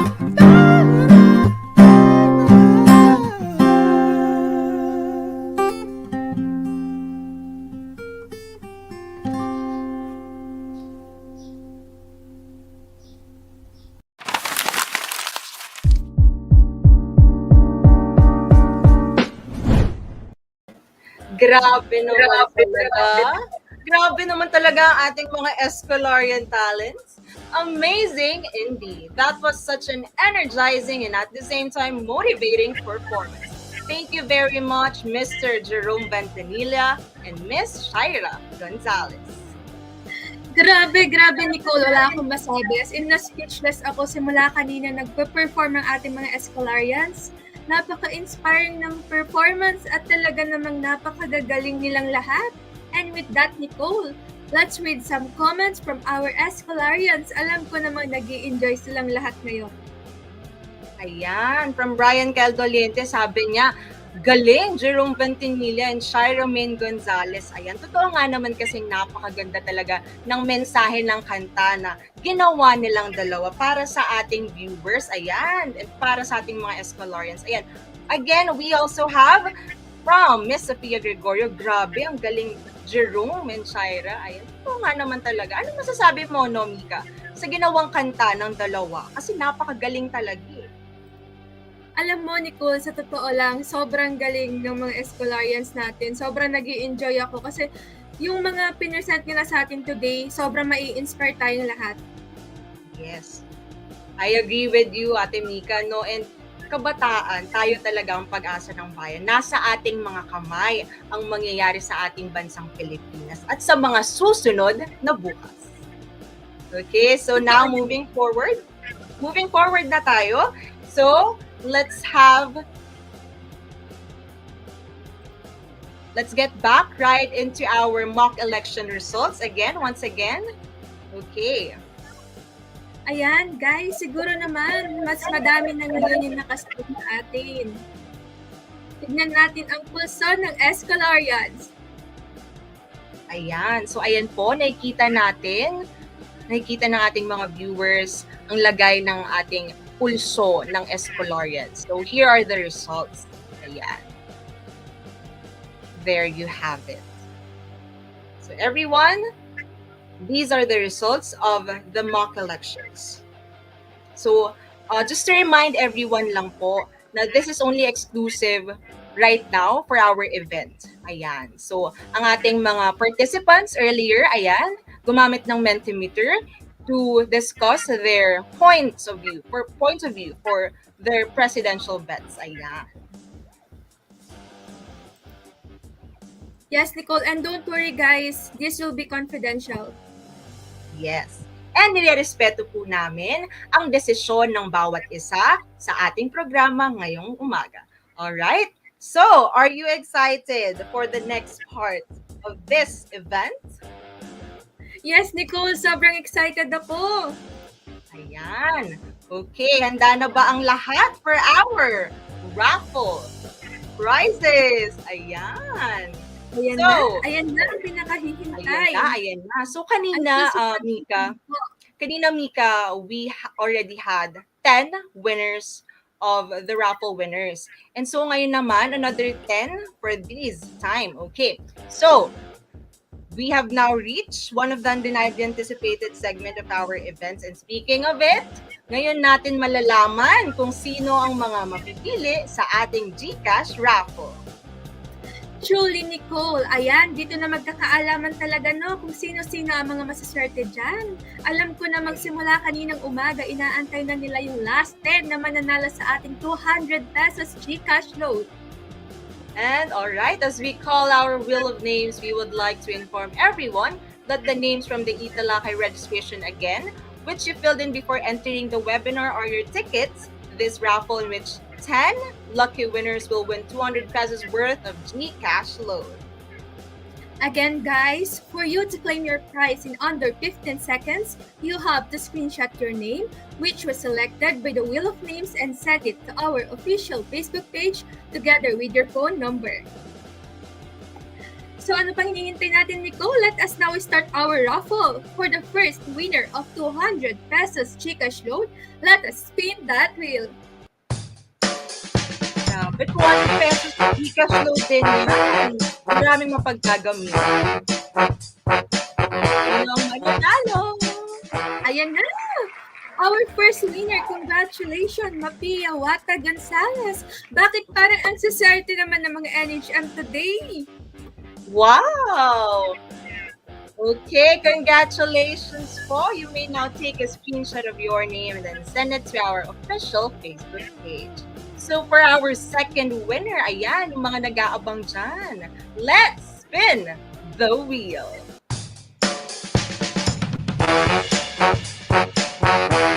Ayan, paano naman mapili na daw siya? Panggastos na kamal. Panggastos. 200 din yan.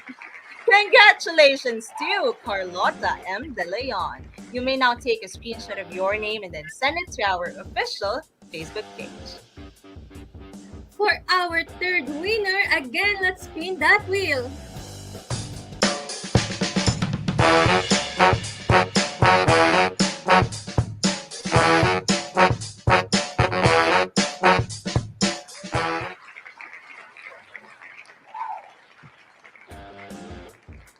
All right, congratulations to our winner, Miss Angel Ann P. Placido. Okay, congratulations po.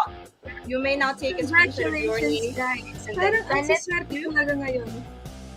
Yes, Ate Mika. All right, congratulations.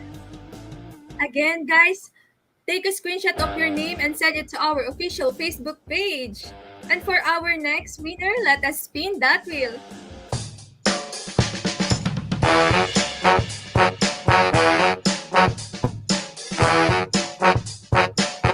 Manifesting daw for 300 Gcash load from April na po. Ayan. Congratulations to Shanville J. Macalino. Alright, please take a screenshot of your name and then send it to our official Facebook page. Ayan na, may mga natitira pang winners. Ayan, go ahead guys. So, for the next winner, let's spin the wheel. From Abril Nakor, manifesting for 200 price emoji. Yan.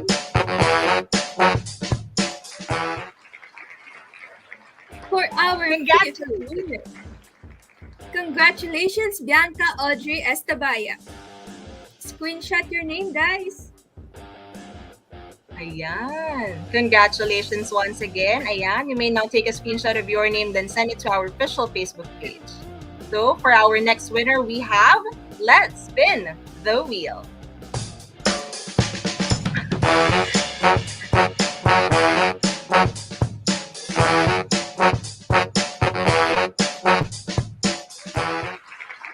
Congratulations to Julia Catherine Grace D. Domingo. Ayan.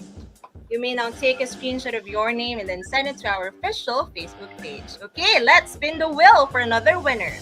Ayan, ang dami nagko-comments, no? Oh my gosh, ayan. Actually, parang nabasa ko na yung chairperson natin dyan na baka naman daw manalo siya. Okay, so let's spin the wheel. Sabi ni Lady Sofia Molina, I do believe itututok daw niya ang ruleta sa kanya. Ayan. Congratulations. You are the winner of 200 peso GCash load, Mia Vivian B. Gratil. Alright. Please take a screenshot of your name and then send it to our official Facebook page. Congratulations. Ayan. For our next winner, let us again spin that wheel. From Brian Calvin, kahit paano load na sa akin siya. Grabe naman ito.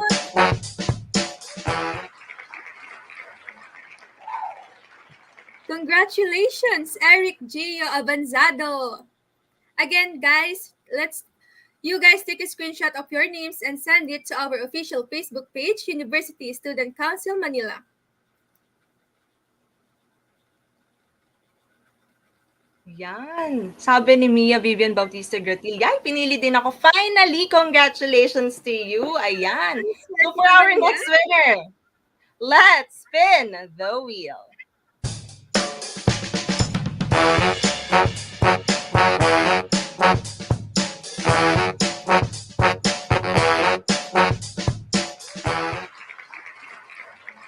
Congratulations! You are the winner of 200 peso GCash load, Eliza May O. Rubino. Alright, please take a screenshot of your name and then send it to our official Facebook page. Congratulations. Okay, so I guess we have one left for our raffle winner.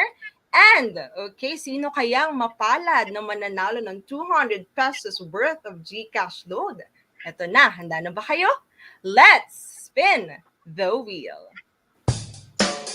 Yung mga nanalo dyan, guys, wait for your reveal naman daw.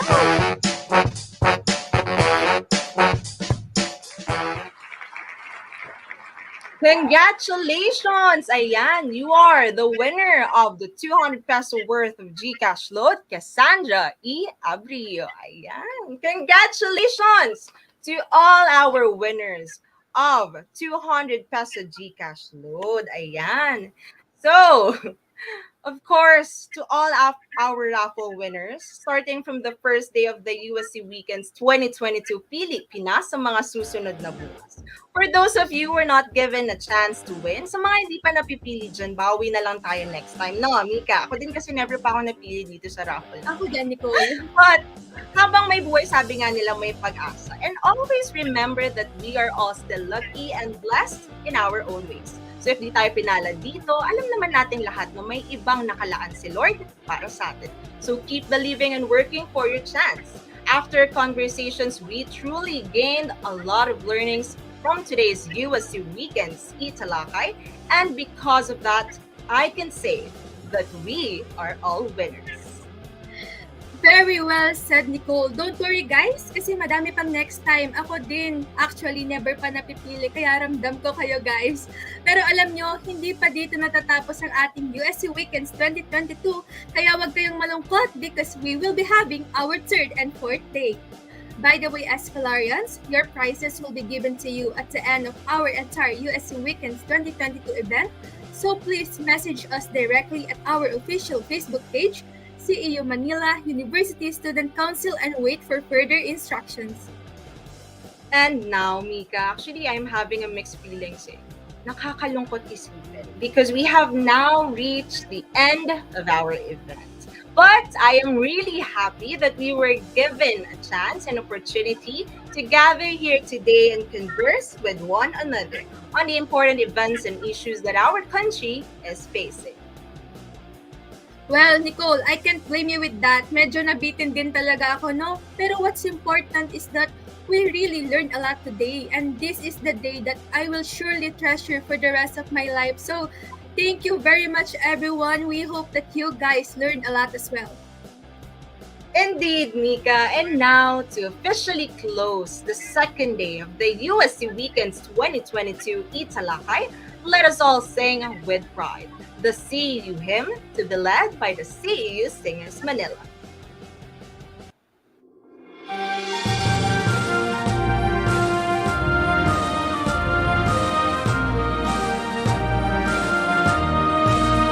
Mabuhay ka, mahal naming pamantasan, mapuri sa dakilang sentro eskolar. Ika'y dambana ng pag-ibig sa bayan, at agham na sa riyang matagumpay. Kapag ang diwa ng iyong mga himig, umagona sa puso't dibdib, sabay-sabay na ipagsisigawan, mabuhay ka, dakilang sentro eskolar. Mabuhay ka, mahal naming pamantasan, papuri sa dakilang sentro eskolar. Ika'y dambana ng pag-ibig sa bayan, at agham na sa riyang matagumpay. Sentro Escolar, Centro Escolar.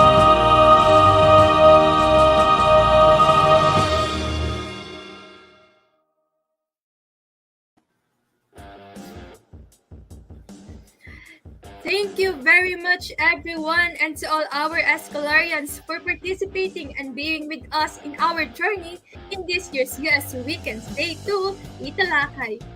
By the way, everyone, the evaluation forms for this event will be posted right after the end of this live, and you can also see it in our comment section below. Please do fill out the form and let us know your thoughts more. And also, we would like to invite all of you to join and support the CEU Presidential Committee on Culture and the Arts and the CEU Students Affairs Office as they proudly present their upcoming event entitled Maestra Ada, a tribute to Doña Librada Avelino on her 149th birth anniversary. In line with the pagdiriwang ng Buwan ng Kababaihan later at 6 p.m. via Facebook Live and YouTube. There we go, guys! We hope to see you as well, dear Escolarians. Mamaya na yan at 6 p.m. and you can watch it on Facebook and on YouTube. Also, we are excited to see you next Saturday for our third day celebration. Kaya yung mga hindi nanalo sa raffle dyan, meron pa kayong pag-asa, guys. The USC Weekends 2022 Igalaw with the sub-team Lakas Talas Escolarian, we will be having a yoga session in the morning together with the Health and Services Department. And in the afternoon session, there will be fun and exciting games for all of you guys.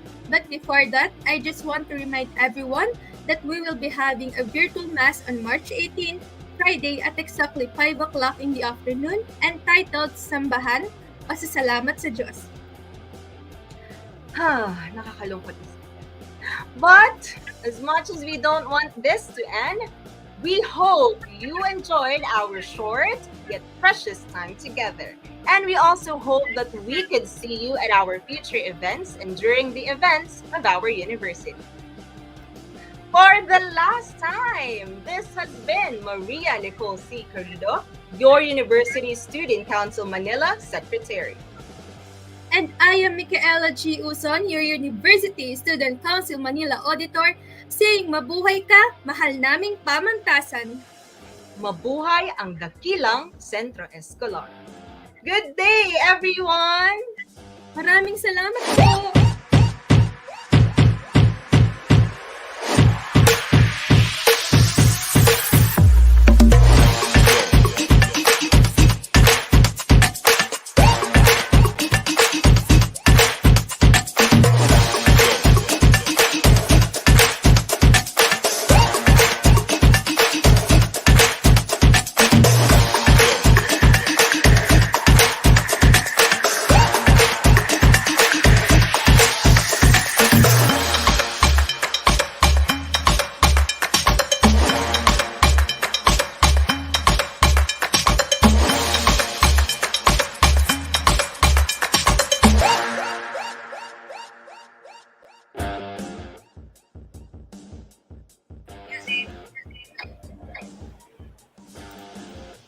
Thank you, everyone. See you next Saturday. Hi, Doc. Thank you po sa Hi, Doc. Hello. Thank you very much. Thank you. mga nagpa-comment na po, Doc. Yes po.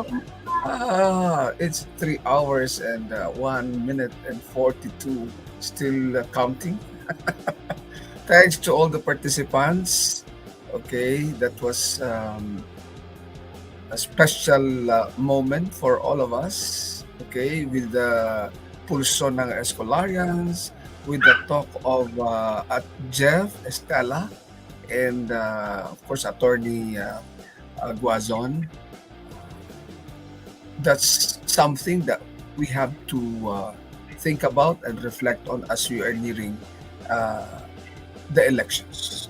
So to all our participants, blessings to all of you, and we, your partner, the USC Manila and the Student Affairs Office, hope, truly hope that we will be able to make an enlightened decision for the forthcoming election, and at the same time a decision that affects our planet, our Philippines.